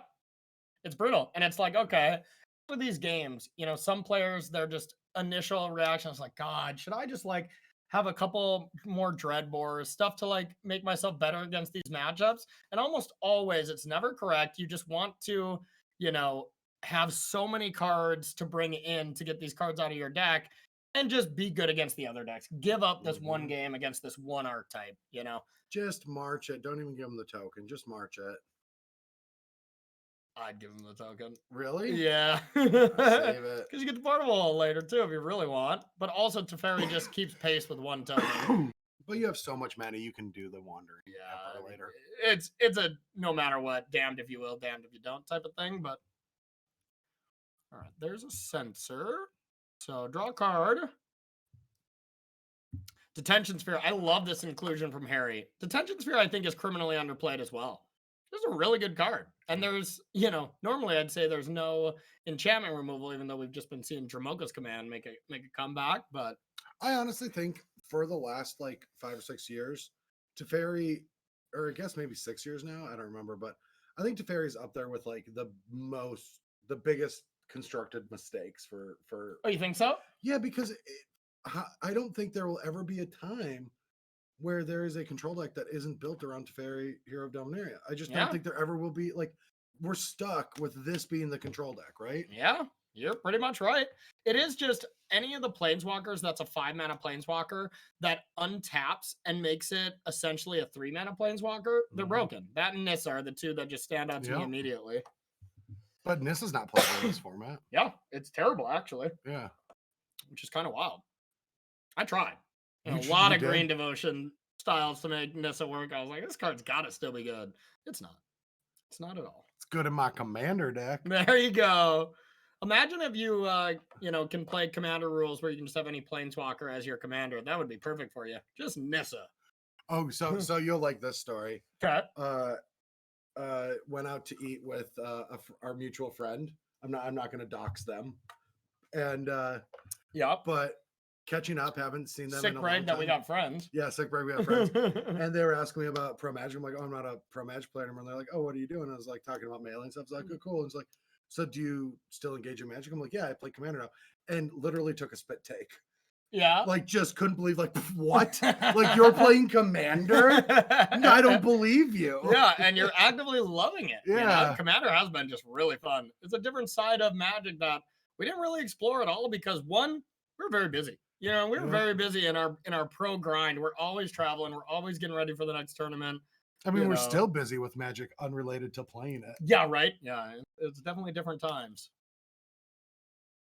But yeah, Commander's been really fun. Yeah. Yeah. I just thought it was so funny to see them, like, not in disbelief. There's, like, no way. It's like, yeah, I'm up to 4 decks. Yeah, exactly. Love it. All right, let's see if Harry wants to get aggressive. One thing that I have noticed so far from Harry, one, he's been playing excellent all day. Yes. Like, we've watched a lot of players. There's been some mistakes, throughout the day, some minor mistakes here and there from other players. Harry's just been playing tight. And the one thing I love the most about Harry's play with this deck is we've seen them get very aggressive with Hall activations. Yep. It's criminally underused from blue-white control players. They're like, I'm not going to attack with this land. It's like, they have 3 mana open where they cannot kill it. Yeah.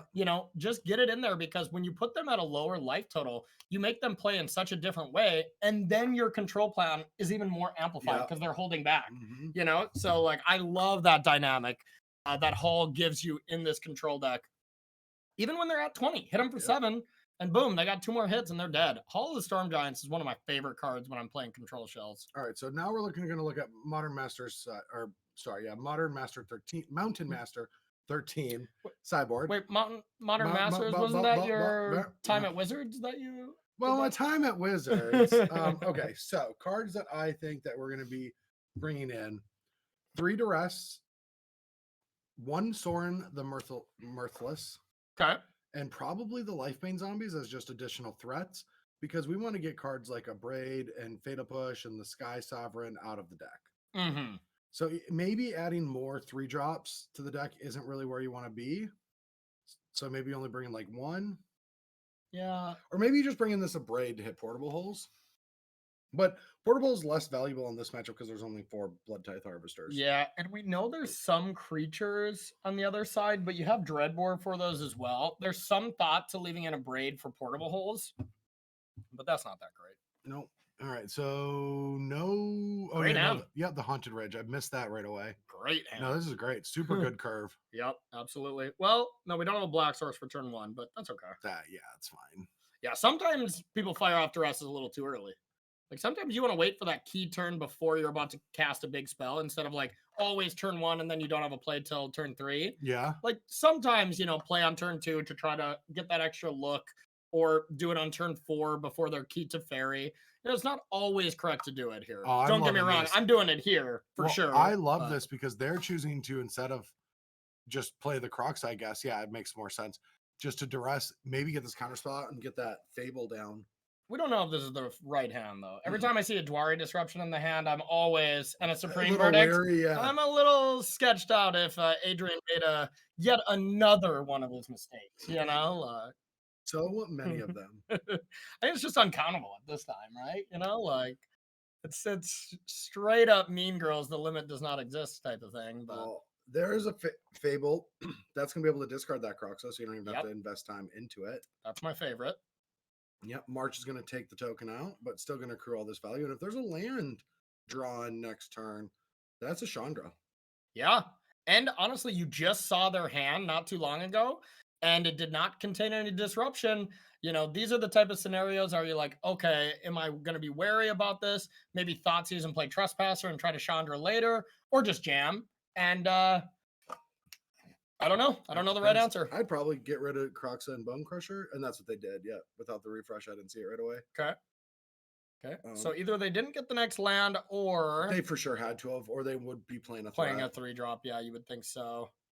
So probably going for the safer play of Thoughtseize into Trespasser, and it's a totally respectable play. But it is going to look a little bit worse, I think, when you can go Chandra next turn, and then your opponent immediately Teferis and could tuck it.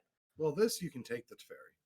That's true. That's true. I would definitely take Teferi. Yeah, I forget Thoughtseize is a card that you get to do something with. Yeah, that's a big deal. A big play is to find where you can put 2 threats into play and force your control opponent to play their Supreme Verdict, and then lets you like accrue. Maybe that's the turn where you bring back the Croxa, Yeah, and absolutely. So, like, I like leaving them without any other option but to cast Supreme Verdict, because you can just set up that exchange to be beneficial to you. 100%. And Rakdos decks, like, Supreme Verdict is not the card they're like, God, I hope you don't have 4 of those. It's not that big of a deal. It's also, especially with Fable, like, giving a delayed creature later on, too. Like, that's what I mean. Yeah, you can set it up to where you have the Trespasser and the Fabled, and then you try to get the Chandra into play, and then if they're forced to Wrath, then you get the Crocs into play. And yeah, it's just a big one. Like, a lot of times I see players like take the interaction because the creatures can beat the Teferi, but they have more redundant interaction in their deck to draw into, and not more Teferis. Or they Teferi and then they untap and they have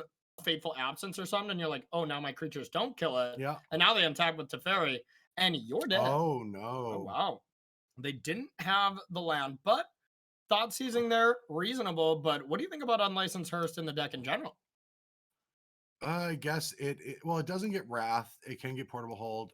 Eats Memory Deluge, which is not nothing, but I think it's a little too slow, too weak. Agreed.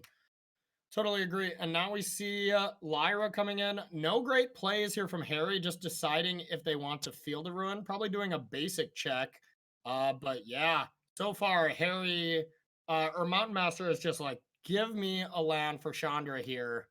Please. Yes. They really needed to get... It's Blood Tithe Harvester. Blood Tithe Harvester, well, it'll get portable. Well, it does protect from that Lyra, because you could clone it with the Reflection and then use a Bone Crusher Giant. Yeah, I think we're going to see Trespasser instead. Okay, maybe not. No, I definitely think you want to get this into play. Well, I guess you could get into play. They didn't see Lyra. Lyra is unknown information to our Rakdos player. Yeah. So that's going to be great. This is going to be a great Wrath. Or you can just Teferi here. I think you have to Wrath. I think you do too. Because Teferi will die, Lyra will die. Yeah. And that's all open information. Yep, you gotta. There's no decision. I think Harry's going to come to that same conclusion here. Unless Harry's trying to get cute with, like, make a castle, delay for a little bit, and then eventually Wrath. But I think they're going to come to the conclusion here that it's Wrath time. Yeah. And now maybe Portable Hold that Unlicensed Hearse. Do you sack the Blood and get rid of Bone Crusher to get out Teferi here, maybe? I would. Or you mean Chandra? Yes. Yeah, or to get out Chandra, yeah. So you sack that. No, I would keep the Bone Crusher. You'd get rid of Trespasser? Or? Yes, because Bone Crusher... Graveyard's gone, right? Yeah, because you also have Croxa available here.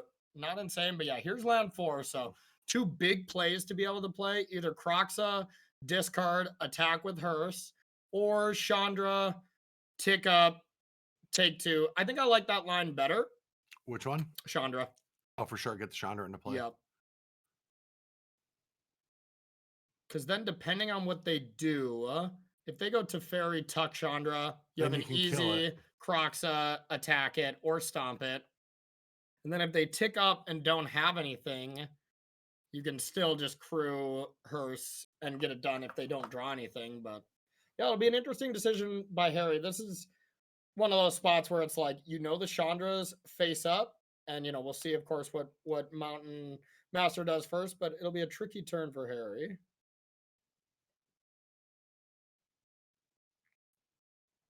Oh, yeah, Chandra it is.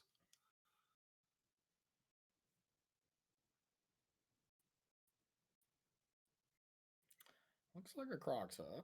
Yeah. Oh, it is Croxa. Oh yeah, because it was. Whenever it takes that long, they're escaping. That's for sure. So now do you attack for 4 as well? I mean, you can, or you can. Well, or Eh, you can fuel it so it can attack yeah, Teferi. exactly. I think I want it at 5 to make sure it's available to kill. Because like, what if Harry goes Land. untap land, portable hold Teferi draw, and now the hearse is at 4? Well, you have the Blood Crypt to go, Bone Crusher Giant. Stomp and then playing crew. Okay, yep, that's good too. Didn't get it anyways. Interesting. Portable holds. I mean, you gotta get rid of Crocs, I suppose. Yeah, it's a not that dangerous interesting, card. I guess, huh? Well, we'll see if this Blood Crypt's untapped for the old turn 10 sensor blowout here for Chandra. Okay, smart. That is a person who has felt the pain. Yes, exactly. Well, you also want to do this because if you tick up, they're just going to cast the Bone Crusher and get censored. Oh no! Ooh, oh no! Oh no! And now Teferi gets to tuck Chandra, and then you get to just be like, okay, draw a creature, or I am now ahead again. Oh no! And Memory Deluge off the top, not the best with an unlicensed hearse, but you just tuck Chandra here, right? 100%. I mean, maybe not 1,000,000,000% because hearse can't even deal with it. They get to draw extra cards. And if they have But any if you do go down to 1, you can't find an extra Chandra in 2 turns, you get ultimate and die. Yep. I think you have a memory delusion hand, 100% tuck Chandra. Okay, good play. Harry's making it look, not easy because this game is far from it, but making these plays look really nice here. That's a big old hearse. Are we gonna have a creature? That's probably the best possible creature. No way. And then that's gonna find a Chandra next turn. Yeah. Crew the hearse. And, no way. Yeah. So right now, Mountain Master is the one with the hearse, but Harry's the one who needs a hearse after he just got killed here. That's for sure. That is unbelievable. Yep, absolutely. Play the land. Why not? You know you're going to draw a random card and you can tick up. Would you pay 4 for a Chandra, bro?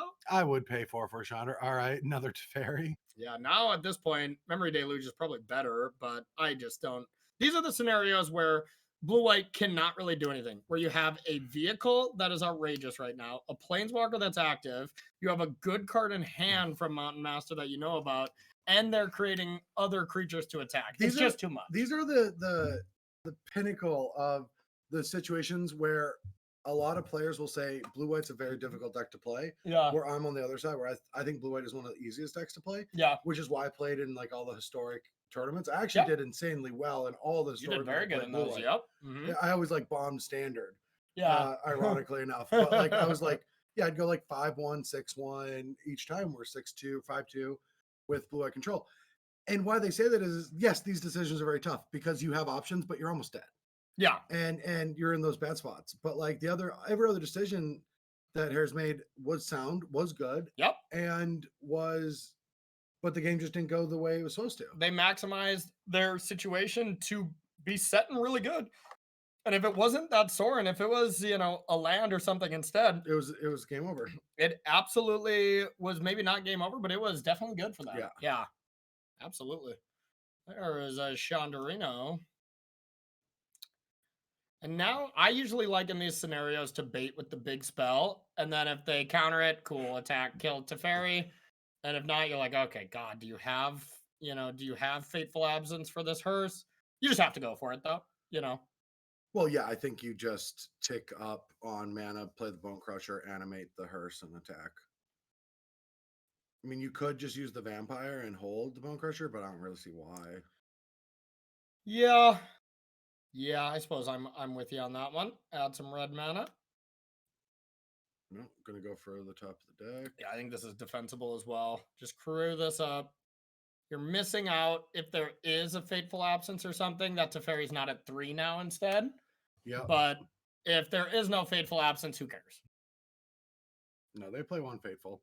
The other thing I really like about this deck list is it plays a lot of cards that force your opponents to respect him.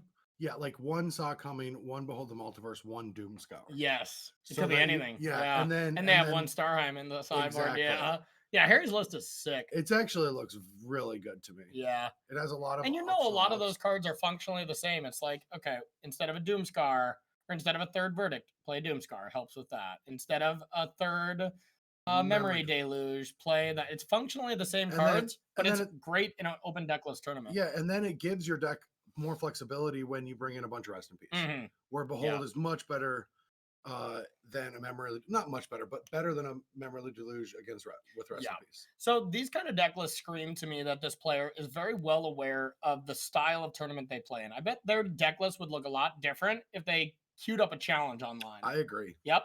And I mean, we've seen this all the time through our stages of careers, in this digital era, all the set championships you've been playing, you look at some of the pros deck lists there, and there's like 6 one-ofs in like all of them. It really adds the ability for your opponent to overthink it in big moments and just, allows for people to mess up. Yeah, you don't play a bunch of one-ofs so that your opponents will play around them all the time, which a lot of people think so. You play a variety of one-ofs to give yourself options that also can disguise what your hand actually is. Yeah, and totally can let people misplay. Well, of course, but you never want to do those things. Like, that's an effect of it, but you're not doing it for the direct reason you're doing it. And some people take it overboard. Some people go way over, and they're just like, okay, you're ruining your deck with all these one-offs. That's what I'm saying. You're playing functionally worse cards. Don't do that. But if you're playing very similar cards like Harry 13 is doing here, I really stand by it. Yeah, I think it's really cool and smart. I really like the build. And it's been working out great for them, up a game. About to, probably head to the game 3 here. Yeah. But, very high chance that they're locked it up already, especially because they're the 2 undefeateds playing each other. The problem with the other undefeated, if they lose and they play down, that's when it gets a little scarier. Your breakers get worse when you play down and lose. Yeah. Yep. All right, so Aether Gust. Was that in response to the... No, it's during the draw step. Okay. And then shuffle it up. Hey, Harry's giving himself a chance. One play I do love is when Chandra ticks up. If they don't have a lot of mana, then you gust it. So like, yeah, you can't cast that. But when you have all this mana, they just cast it. Yeah. I do also like the that this duress is gonna be able to take the Memory Delusion and then exile it. Yep. Nice heads up play, taking it. Oh, it went to their hand. You missed it. It just went over to this. Yep. Whenever they thought sees it, it becomes one of the revealed piles of Mountain Maker there. Okay, so here comes 6, maybe 7, 8 damage. Probably 7 to take that Memory Deluge. Take your own Bone Crusher. Yeah. And that drains 2 still? I'm not sure how the back half works. No, it was only 1. They were at 13 and now down to 12. Okay, so you can drain for 2 if you take 2 creatures. Yes. Okay, gotcha. That's a messed up Magic card too. Yes. Graveyard Trespasser is sick. Like, I mean, the 3 mana 3/3 ward discard a card is already like busted. Yeah. Then you throw that other ability on there. Pretty dang good. All right. Yeah, no cards in hand. Decides to hold back Lightbane Zombie. Call because, well, it would have got Wrath. This is getting manageable. No, because there's still the Sorin that's ticking up. What is Sorin's ultimate? Oh, and Druid. Just deals. Take 13. And the thing is I feel like the way this game's going to play out is any time that they draw something to deal Sorin means that they die. Yeah. Because they're not dealing with the rest of the threats. Here comes 2 creatures. And yeah, before these 2 creatures were about to hit the battlefield, now you got to deal with lethal attackers. And like you said, Sorin's getting close and added a Hive to this. So to be another Wrath, has to be another Wrath. Probably Farewell being the best one. Can cycle into Supreme Verdict to just stay alive. Then we still get to play Magic. Otherwise, game over. And that's it. Cycle again. Cycle again. Yeah, irritated farmland there. So, yep, this is Harry's list. We're kind of talking about all these one-ofs. Get to show it to you a little bit here, and you just look at it. I mean, that is a lot of one-ofs. We were talking about that Behold, the Doomscar, and the Sod Coming as 3 different ones in the main, and then you got another Starheim Unleashed as 4 different Foretell cards. So it keeps you guessing. Most of the time you just know what's in your deck in an open deck list tournament. If they foretell you, like, it's that card. Not here. That's for sure. So you can have an idea post board, but and they're all just like you said, they're functionally just different access to different things in the deck, right? They Mhm. either kill creatures, draw cards, or counter spells. All right, we're gonna put you on the test again, bro. How do you sideboard against Rakdos here from this blue-white side? What do you like? So how I usually approach matchups like this, now they are a little bit more aggressive. And on the play now, so that does change with this matchup. I think. Definitely does, but I'm still just very anti. When I play against creatures and hand disruption, Yep. I'm very anti counter spells Okay. and situational effects. I like to make them have it.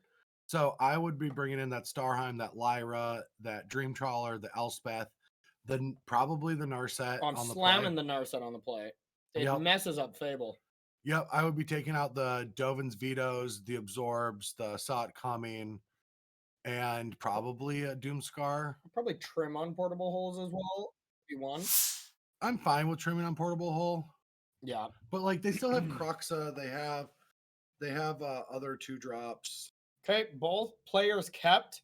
And the one thing I just love when I am a discard deck is being on the draw with hand disruption up against a deck on the play, you know, like just feels so good. It's like you have how many cards? But yeah, I don't think the Fateful Absence was known information, was it? No. Oh yeah, so they have a Thoughtseize and a Duress here, and they're like, do I fire it off? I mean, they're gonna Croxa instead. Yeah, they're gonna Croxa and they'll play them later. Yeah. Like hand disruption's good later in the game. True, but like if you didn't have Croxa in a play, do you fire a Duress or a Thoughtseize into one random draw? What if that card was Narset? You get so punished. Then it's Narset. I don't know. Thank you, Brad. Then they drew really well.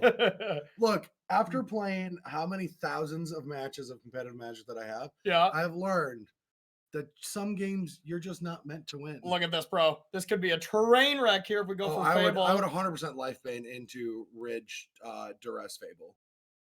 Okay. 100% play the Lifebane Zombie. Let's see, because I mean the best card is Fable. You know, I understand that, but like, yeah, Censor's a real card, and Lifebane Zombie's still fine. Lightbane Zombie looks for creatures only, right? Yes. Okay. Green or white creatures. Be like, did you draw a Lyra? Did you draw a Lyra? Okay, Censor takes it down. But yeah, I love that line, bro. I'm glad Mountain Maker decided to do it as well, because you get to now do a Teferi check. Yes. Yeah. You get to Duress or Thoughtseize, depending on which one you want to do. Mm-hmm. You get to do the Teferi check, and then you can cast the other one if you need to take 2 things. So do you Duress or Thoughtseize? I Thoughtseize because you could can be get Lyra. Yeah, you get the most options. A Duress will be more of a check before you do some combat-y thing later. Okay. All right. Goes with your line and works out for Mountain Maker 13 here pretty well. I guess the key is just to have 13 in your moto name, huh? Yeah. That's the key. That is crazy. I didn't even put that together. They both have 13s. Yep. Hey. I was born on March 13th, so I think that's, the only thing I can attribute to winning any tournaments. 13 in it. Yep. How many Grand Prix have you won? 2, 3? Just one. Just one. Really? 1 and 7 top 8s, yeah. Oh, okay. I have taken 2 seconds, though, and a 4th to you. Yep. Only 1 and 2 in the finals of Greek. So what do you discard here? I'm discarding Duress. I think I'm discarding Duress and Den because now you can bring back Croxa. Yeah. You get to attack and be like, do you want to Iganjo my land? See, I might have kept the Duress because if they did have a spell, I could Duress then play Croxa. And you just can't lose if you resolve a Croxa as your thought, right? I just feel like, yeah, you get them down to literally 0 cards. Yeah. If they have a spell. If they have it, otherwise you Brit, and now, you either don't have... I understand. You lose out on a resource. But you have it's close, though. I totally agree. But you have a Croxa in play. Yep. So, yeah, now Harry just up against it here, looking really rough. And just you had to discard 2 cards to have enough cards. So, yeah, maybe that's the play, because I don't want to get rid of the Dreadbore. Yeah, you had to discard 2 no matter what. Wow. Oh, my Harry is God. drawing well. Okay, but now you at least have the Graveyard Trespasser to play to get rid of that Deluge. But they still have that Hall. Yeah, you know, Mountain Master's like, come on, I was 100% to win if you didn't play that this turn, and now I'm tilted. 80% to win. You know, like that's brutal. You got a trespass, right? Oh no! If we that's a memory deluge, right? If we get a land. Yeah, that's no. Oh, that's brutal. Yeah, now a lot of draws are live, but hey, let's just draw our best card anyways. How about that? It must be nice to be Harry 13. This is like bringing back. You can foretell this at end step, right? Yes. Yes. Oh, baby. What this is bringing back every bad experience I've had when I've lost control with a mid-range deck in a big tournament. Yeah. And it's like literally giving me like getting under my skin. It's like bringing me back to feelings I felt in like 2015. I'm not kidding. Oh yeah. This is absurd. You got some trauma here. I'm realizing that I have trauma. I mean, look at this. We're gonna attack Harry down to 10, and then Starheim Unleashed. If we top deck a land, that is 3 angels. 2 is probably gonna be good enough, but 3 is like body bag status, you know? Yeah, and that's it. We just have this 3/3 and this 2/2, you know? 3 angels. Wrath you to fairy angels. You know, we're waiting on Mountain Master because Mountain Master is throwing their hands up in the air and is like, are you kidding me? That is a Intimidator, right? Yeah, but the problem is it's well, you got one play here. Play Life Bane, activate Castle. Hope for the best. Oh, they didn't discard it. Huh? Oh, wait, no. Yeah, it's the wrong chapter. I mean, that's got to be the play, right? Life Bane and then activate Castle. Maybe you Castle first, but what are you looking for an immediate payoff?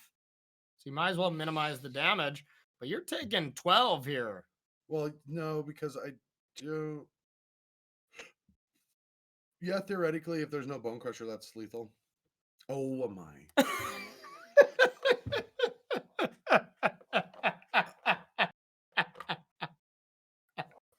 Oh, yeah, I forgot that Vigilance, too. Yeah, Vigilance. I would be so mad.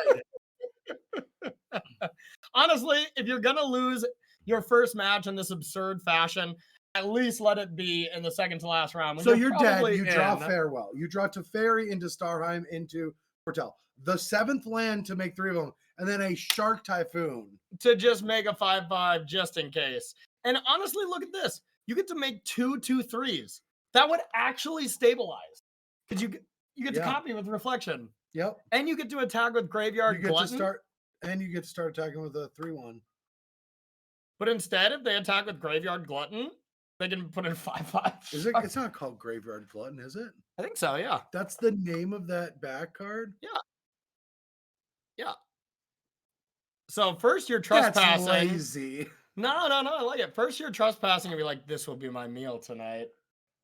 That's pretty dark, right? Gluttonous.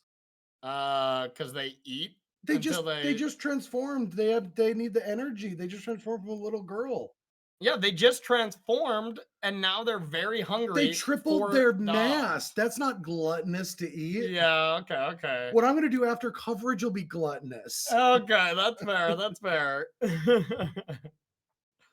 Wow, this is just a comedy of And that's errors. just enough to make it not lethal. It's lethal. Or I mean, that's just enough to make it lethal. Yeah. It's lethal. And yeah, Mountain Maker is just like, okay. Yeah. Okay, bro, you did it. Good for you. And even top deck something that probably would have like somewhat gotten them out of this, at least for a little bit. Like you copy that, you double block one of those, you take 4. I guess you'd have to chump. Never mind. They'd still be screwed then, even without that shark. But that shark was the nail for sure. I would like to hit this nice attack all button, if you don't mind. I can't believe this. Like, I can't actually believe what just happened. I can't believe it either. But hey, one thing we can definitely say is Harry maxed to their outs, played amazing this whole game. Oh, yeah. And so did Mountain Maker. They both played great Magic. And it's just Harry drew out of their mind when it mattered. Unreal stuff. Congrats to Harry13, locking up our first slot for sure in the top 8 here of the August Mana Trader series. 2 matches away from meeting us in the mid-December for the Yeah. Invitational. Yeah, we don't know for sure. Harry probably isn't qualified yet, huh? Because you can still play in these events. Yes. If you're qualified, because it's still a cash event, so maybe they're already there. It's a huge event, 48 people. So we're not really sure, but yeah, they're definitely in there now. Okay, perfect. So welcome back, everyone. That was crazy. Yeah. That was definitely match of the tournament so far. Oh, for sure. So far, huge congrats to Harry13. You know, condolences to Mountain Master 13. Just sometimes you just put up your hands. Like if we were at a big tournament winning in, we usually watch our matches at the end, you know, and like you just kind of look over and just feel like, yeah, Mountain Master, I see you. Yeah, we see you. We feel for you. You played great. You got top decked on. We just need to recap that. Farewell to like not be dead immediately. To Fairy. Into Starham Unleashed to be able to foretell. Into Land 7 to make 3/4/4s. Into Shark Typhoon. Just to be enough. Honestly, the Starheim was enough. The Shark Typhoon, I still don't even think was necessarily needed. The Starheim wasn't enough. Yes, it was. No. No, it was. They were at 3. So they were able to, the 2 vampires had to chump. They had to go chump. You know, they could have lived for a turn. But then you can make another Lifebane zombie and attack with everything through the hall. Or you can make another Lifebane and probably find something. Exactly. They still would be playing Magic a little bit. Still favored Harry at that point with the Angels without the Shark. You know, that first sequence was insane. But yeah, the Shark on top of it was just the people's elbow in just absurd fashion there. So yeah, that was a crazy matchup. We'll see if we have any other matches to go for 7th. But yeah, nothing really left. It sounds like for sure no matches that matter. So I think we're just gonna take ourselves a nice little break, get refocused, for the final round. Yeah, and we're gonna get ready. We're gonna try to bring you, you know, at least 2 winning ends of crowning our top 8. I guess one thing we can look at is let's look at the very top there, bro. Harry13 in no matter what. Mountain Master looking really good with that loss. Lost it here. Some of the other players, it's looking like we have a lot of people at 6 wins. So yeah, I think you're right, bro. This is not an auto win 2 and make it in, but we got some Grease Fang. We got another Azorius control deck. Mono White, Boros Heroic that's still doing it. We have one. We will have one. So we will have one play down to probably Slunk and Zuri. Yep. And then if Slunk wins, it'll be tiebreakers between the 5s. If Zuri wins, it's all it's a top 8 kind of thing. It's a clean cut of 7 rounds or higher. Wow. Slunk picked up another loss there, it looks like. Rough when you go 5-0 into 5-2. Couple green ramp decks still hanging out there. Is my horse coming in that's playing Golgari? Who's your horse again? I don't remember if it was those top names. I think it was a little lower. Yeah, none of those names look familiar. Looks like that Golgari player ended up losing a couple matches in a row. But a very diverse set of decks that are still here. Andy Awkward with that. Is it Pyromancer? Still 6-1. The only match we watched them play, we cursed them. They got obliterated. So, so everyone, we're going to take ourselves a nice little break here before the next round. We still got some playing at the lower tables. But yeah, that was, I need to breathe after that because that was unbelievable. That was a good match. We're going to take ourselves a short little break and get ready for the final round. Don't go anywhere. There's Mountain Master.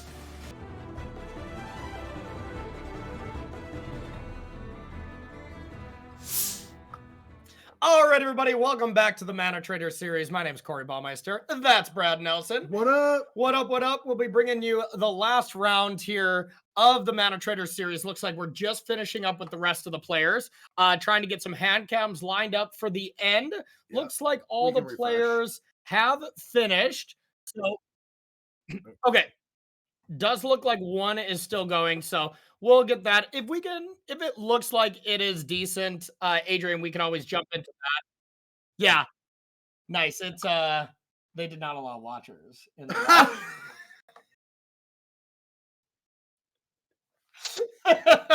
Gotta love it. Gotta love it. I guess sometimes people do not play by the rules here. So right now, we'll just kind of talk to you about the standings right now. Number one, Harry 13 with those ridiculous top decks off the top. Just fire, fire, fire. Yeah, Angels earned his spot it was in the honestly top like eight. the best 4 draws that could have happened. Absolutely. I cannot think of a Because you better could one. have won with the land and a memory deluge based on what was happening. One of Starheim It had to Unleashed be as the well. Teferi Like, into it to yeah. have the life.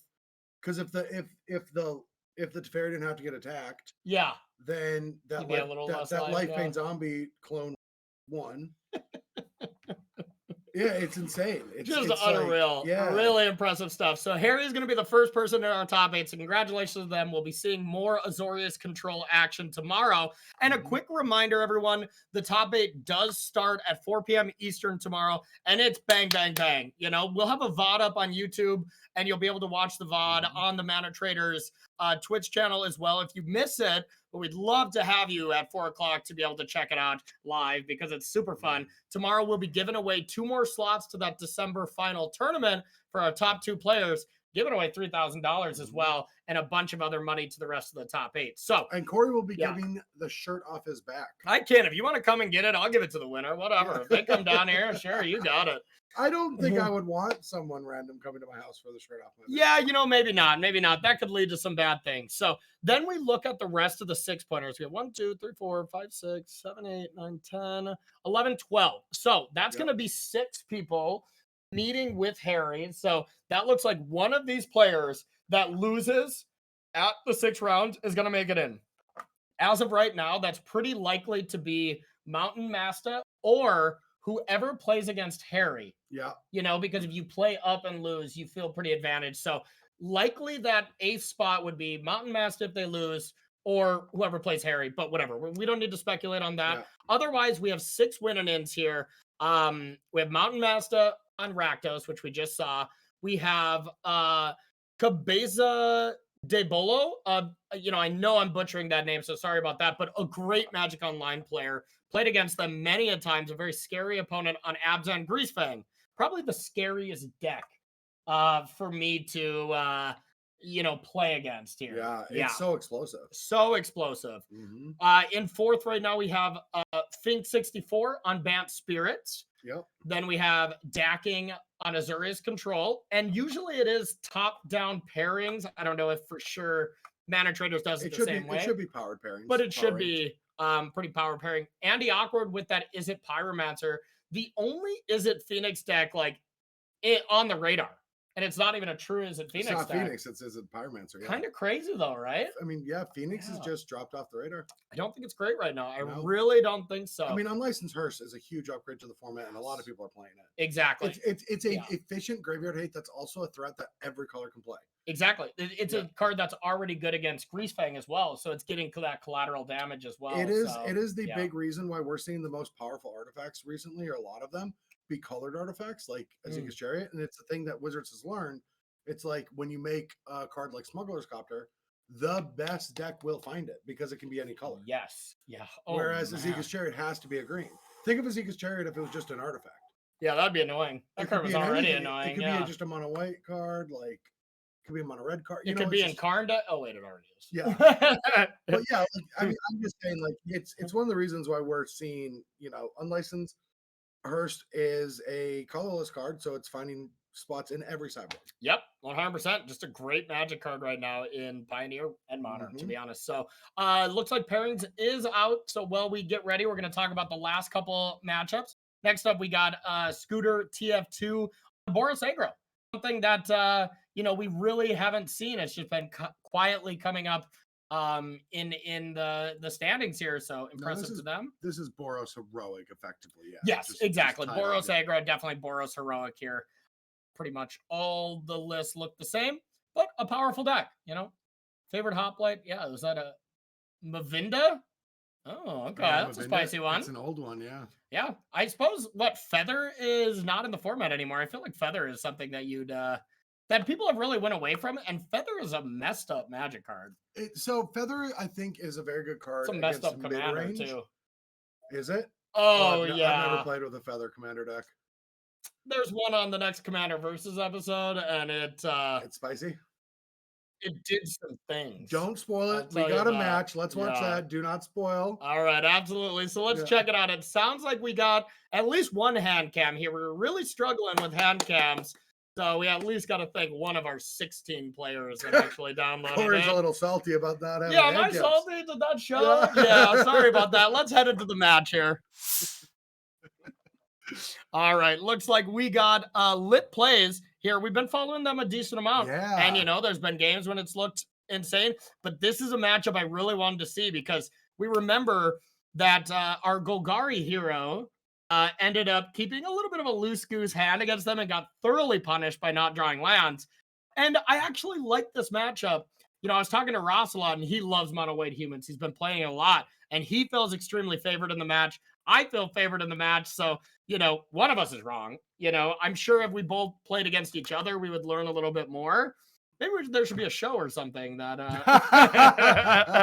But you maybe know, if he ever starts streaming, like he says he will all the time. Soon. Yeah, you can all get on him next month when he's taking my place here. You guys can yell at him. But getting into this one, I think the matchup's close either way. Is that two hand cams? 2 hand cams? This is beautiful. Oh my God. All right, so here's the beautiful play where things get really unlocked here. One of my favorite turn 2 plays next to Kiora untap 1-drop is Wolf Willow Haven on the untapped land, and then well, you can't do that because of the Thalia. Exactly. Oh, and then you know, play 2 1-drops. So Thalia breaking that up right there. That's probably the second best start you can have. So Thalia really putting in some work here. But look at that hand though. Oath needed to really desperately find like a Nykthos or a land for that Cavalier. But can still draw Cavalier. There's no tax on Cavalier. And honestly, the hand isn't extremely pressuring from our mono white player. There's no Adeline. That was the real big one that we were really looking for here. But once again, I feel like we've been saying this all day. Mono green is just really needing land 5 for Cavalier. And so far on camera, we have not seen it hit. It's not happening. Yeah. Oh, yeah, we've only really seen the mono green decks beating up on the rogue strategies that we've been seeing on camera, but not mono white, not a lot of the other decks. Yeah, mostly we've been seeing mono white win always. Just on camera, it's just been dominating. And you know, obviously they're not winning every match because there's not a lot of them in contention, but at least when we've seen it, it's looked really good to me today. Yeah, double bodyguard. So yeah, I mean, huge draw of a land. Yeah. Oh, Old Growth does still block everything. Old Growth Troll is good. Yeah, it's excellent right now. Unfortunately, you don't have the normal traditional good play of Haven into Old Growth Troll here, but yeah, this is where Lit Plays ask themselves, be like, okay, can I possibly beat the exile creature, Brutal Cathar? You know, like, can I beat it if I don't just go for Old Growth Troll, if I try to do something else? Well, I think you don't have options to. Yeah, I think so too. I think you just have to jam and hope for the best. Yeah, it's already scary with like the spray attack, right? It deals 8 damage. Yeah. And that's down to 5. I mean, you can block with a Llanowar too, but you know, that's not great. Not really. Yep, I think you just have to. And, you know, as happens with these devotion strategies, you're in the Nykthos waiting room now. And if you draw it, the game's over. The Nykthos waiting room, yeah. Like that. Okay, planes off the top. Definitely not what our mono white player wants to see. So what do you do here, bro? You just jam, right? I think animate mutable attack with everything. Play Thalia after combat. Yeah, because Thalia is probably going to get blocked, right? Well, those things are protecting Thalia. Oh, yeah. Good point.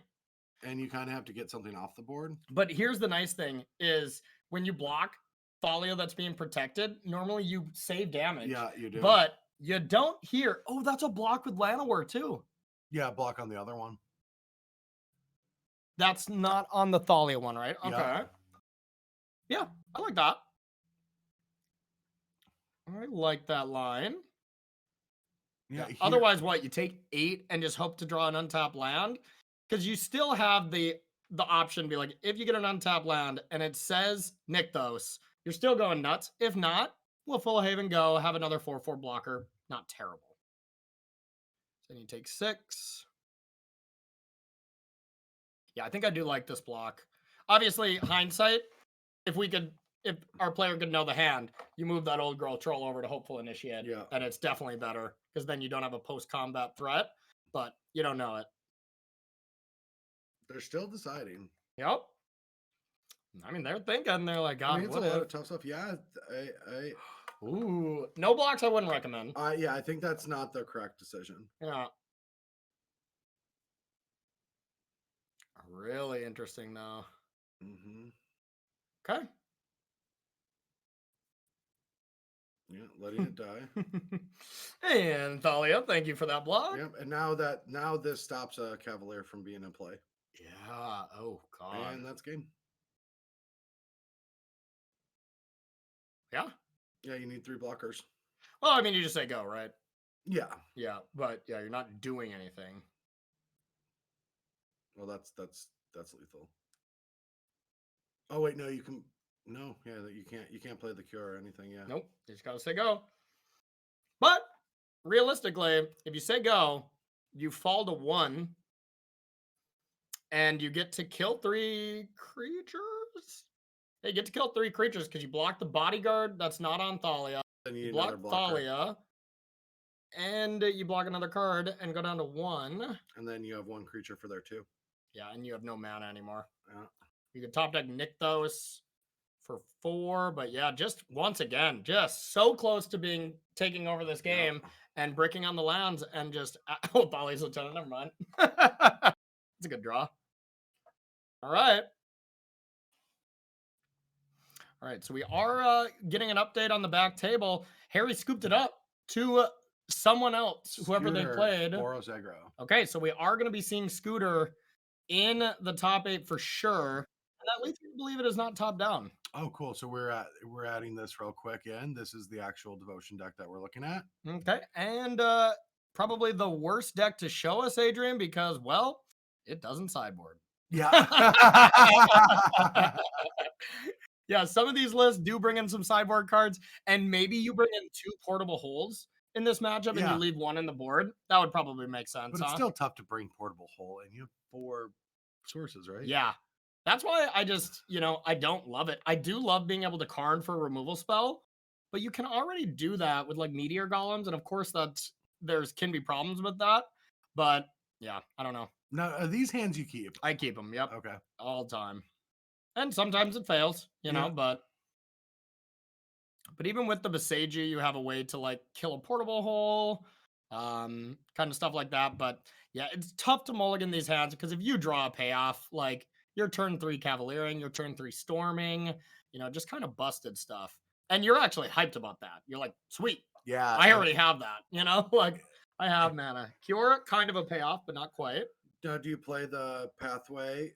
Because playing the Beseiji first means that they're protecting the pathway. Oh. Well, you definitely Haven now if you play that, but I almost feel like double Elfin.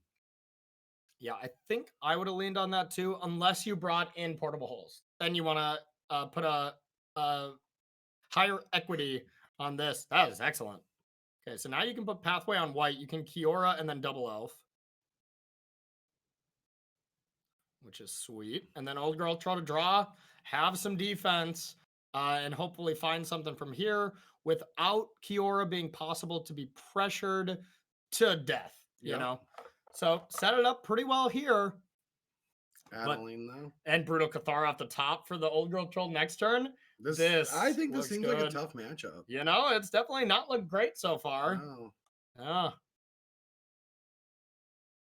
Yeah, great draw on the draw of killing the elf into Thalia, into Adeline, into a removal spell is just awesome. All right, so... But, on the other side of this, Lit Plays could win the game this turn. It's obviously not that super likely, but it's possible, Yeah, I mean, if you go for it. Yeah, right here. Tap it all, play the Old Girl, draw a card. Oh. And you make a 2-2 with the wolf. That's the best you got. But now we're going to get this Brutal Cathard. Kiora's probably going to be taken down and just nothing. And Adeline is a monster. Adeline's such a good card. That was definitely one of the reasons I switched to Abrupt Decay instead of Portable Hole. Like, it's just a problem. Yeah, it's a problem. And I love that version of it. I Oh, it wasn't looks really gorgeous. I wasn't really a big fan of that supplementary set of them together, what it's called. Yeah, But there's a few pieces of art that like look really cool. that shine into like pop culture. Like that feels like a memory from 20 years ago horror kind of. You know what I mean? I know it's Yeah. not, but It does look cool. I totally yeah. agree. The art is awesome. Yeah, and just not much you can do here. Ooh, even gets to bodyguard the Adeline. Like, bodyguard the Adeline and get a body bag for lit plays. Probably coming up a little bit too close. Looking at lit plays. Nah, too far down. Yeah, too far down. This is definitely for these players. Well, What it's it's almost a lit guarantee. play. There is one match too that could be that only 7-1s make it. Yeah. Yeah. Oh, because Harry scooped. Oh no. No. So It's a clean cut. no, You just have to be X1. no. So there's that. Let's just say Mountain was Yeah. was there, right? So that's 1, 2, 3, And there's 4, 6 for the other one. 5, 6, 7, 8. So there's one other pair down. I've figured it Okay, out. So there's one other pair down. So if Slunk, or whoever is paired up. yeah, whoever's paired up, If wins. the person being paired down wins, clean cut X1. And it's odd that it's odd it would be that person or one of the top. Like if Mountain Master loses, they're fighting against the person that won. But you know what's so brutal about that, bro? Is we just said if you go 6-0, well, I guess I said you were definitely defending that this wasn't always possible, but that you go 6-0 double loss. If Mountain Master loses and that other thing happens, Mountain Master will finish in 9th. No. Oh yeah. They'll be locked out if yeah. Yeah. Mountain Master would have went 6-0, 0-2, take 9th. If that happens. Actually, no, I think I'm wrong here. I think you're 1, right, 2, actually. 3, 4, 5, 6, 7. Oh yeah. Yep. This 8th, yeah. Yeah, it literally could happen. Yep. But if not, that spot is probably going to Mountain Master if they lose. Yep. Yeah. Well, this is what did you call it? Garbage time? Yes. Yeah, maybe I've just been getting lucky, or maybe the black version is more realistically beating this deck with pushes and stuff. I'm almost confident you're getting lucky because usually like mono white decks are good against green ramp decks and green decks are good against red decks. Maybe but even the mono green ramp deck I think is bad against a lot of red decks. Play draw dependent. Yeah, like maybe it's just I always draw that land 5 when I need it for Cav. The one with Torben and Embercleave feels bad. Yeah, and I've definitely lost to that quite a few times. Nicole, Jim Davis's wife, destroyed me in Baltimore. I was watching that. Woo! Yeah, she destroyed me. Karn a little too late. Yeah, what can you do? Karn for portable hole? Yeah, I mean, come on, that too. Yeah, started doing some math. That is GG.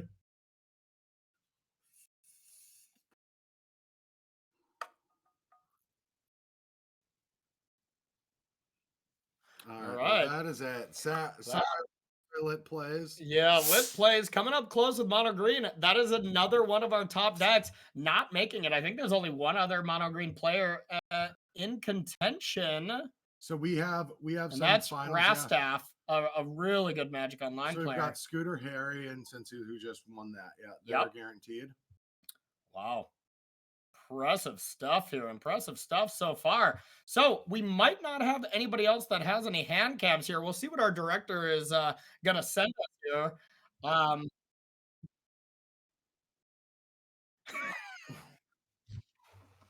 Can you share that with us or not? I sure can. We were going to go to Rastaff to see the last mono green winning in, but they did not allow watchers.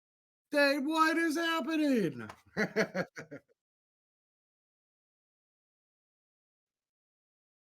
We got the head cam for Andy. Okay, let's check out Andy Awkward, our last player. The least awkward match left. Yeah, exactly. The last and only player of our winning ends that has a hand cam. Come on, y'all. Honestly, all you players, download the software. Oh, we don't even need a hand cam. Yeah, no kidding. All right, divide by 0 on the flashback? No, it's bouncing its fair in response. I just saw it. Oh, really? Okay. Yeah, it bounces back to the hand. Okay, cool. So wait, we have both hand cams? Yep. Excellent. So this is Dacking with Azorius control, and this is the Yorian version that started off very well as well. And once again, straight winning in. Loser cannot make it. Winner is in for sure. So a full-on winning in. And do we know for sure if Azorius control is up a game? Okay, we don't know the games, but I would assume. Well, there's a Baneslayer, so I'm yeah, we're assuming assuming we're in the post-board game, but we'll figure out exactly where we're at. And here's a big old shark. yeah. Do. Yep. And honestly, I think this is another matchup where the Crackling Drake style. Oh yeah, this has to be a terrible matchup. Yeah. And maybe we've just clearly the two matches we've seen Andy Awkward on camera for is the matchups where they've either lost or this matchup. Otherwise, they've won every other matchup they played. So, maybe these matchups look a lot different than we're thinking, but so far it hasn't seemed great against this, or I believe we saw it against green earlier, right? I can't even remember. I don't remember. It was early on the day, but the thing is I just don't think Crackling Drake is a centerpiece to a strategy. I think that it is a sideboard card at best. Yeah, well, the thing is I totally think it's amazing against Rakdos decks. I think it's awesome. Well, of course, yeah. Of course, mid-range, but that's the only deck. Yeah, that is really the only deck where I'm just loving it, you know? Like, I tried an Is It version with Fable as well, and, like, Crackling Drake's Fable, a more mid-range style decks, and I was beating the crap out of Rakdos. But I was exactly this, losing against these matchups that you're not super prepared for. The Azorius controls, the mono green wrap. I had a local at our area just beat me repeatedly with green black devotion. Well, that's kind of what put me on the deck. I'm not gonna lie. So Crackling Drake is a card that benefits from interaction, whether your opponents interact with you or you're interacting with them. That's how the card functions. And this format has a lot of non-interactive game ones and subtle interactions after sideboard. So I just don't think Crackling Drake facilitates a good play pattern in Pioneer. That's just my opinion, though. Yeah, I'm with you, man. I agree. Decent sideboard option for these things, but the game one plan of Galvanic Iteration, Temporal Trespassing, bring back Phoenixes and stuff. That's a good game one plan before the hate comes in. It's just the problem with Phoenix these days is when they do bring hate in, it feels like you're more playing Dredge than you're playing Phoenix. Like the hate cards just close the door on you. Yeah. So it's brutal because I love Phoenix. I think it's a great deck, or I at least thought it was a really good deck. Yeah. And so like for a matchup like this deck, this power deck against blue-white control, you don't have that to lean on, that Phoenix, that graveyard synergy. So you're going headstrong with your creatures and removal spells against your blue-white controls creatures removal, and your creatures removal or your creatures aren't as powerful or explosive. Yep. Nope. I totally agree with you on that. Totally agree. So here we see, the only thing Andy can do is Brazen Borrow. And I think the only thing we're hoping for any Andy Awkward fans out there is that he won game one. Yeah. Because this one's not happening. We still see Yorin in the companion zone as well. We see that Ledger Shredder underneath the portable hole. And here's Divide by Zero, which can go get teachings, which is not bad. And there's no answer for that. Can draw. Looks like you can actually draw the full. What was teachings? Draw 3 cards if they have 4 or more? It's been too long. Teachings. Lesson from the sideboard. The teachings of. It's draw 3 if you have less cards than them. 4 less or. Oh, I don't know. Like you draw an absurd amount. Ooh. Oh boy. Well, that is danking heading into the top 8 as well. That is 2 control decks. One of them's on your end too. I'm going to be real honest. This sounds very weird because I played a bunch of blue-white control historic. I actually love, I think historic and pioneer control decks are almost identical. Yeah, if you look at close, kind of tap out style. They have all the same cards. Yeah, except for, and now they have Supreme Verdict, but they play all the same cards. Yeah, well, Supreme Verdict is in nowadays. Now, yeah, now it is. But yeah, they all they're carbon copies of each other effectively. Yeah, and I love the control mirror. So I'm hoping that we get to watch. If they get paired, we are watching. Damn right we are. I love some control mirrors as well. I love them. Yeah, I do as well. Maybe that's not the most popular opinion from everybody, but I do agree. So that is probably going to be the last match we check out here. Yep. No hand cams and stuff like that. Leaves us a little cornered, but we are going to. It's a lot of this is. There's those ones, right? Mm-hmm. So looking like the 5 players we got locked up. Harry, we got Scooter, which we haven't watched on Boris Heroic. Got the other blue-white control deck we just saw. Humans that we saw take down. Oh, 2 humans decks. Okay. Humans in control. Humans in white, control. White. All the decks that are guaranteed so far are white. What kind of paradox are we living in? White's That's the best color crazy. in Pioneer? Well, white has been getting a lot of toys lately. It really has. So those are the 5 players that are in.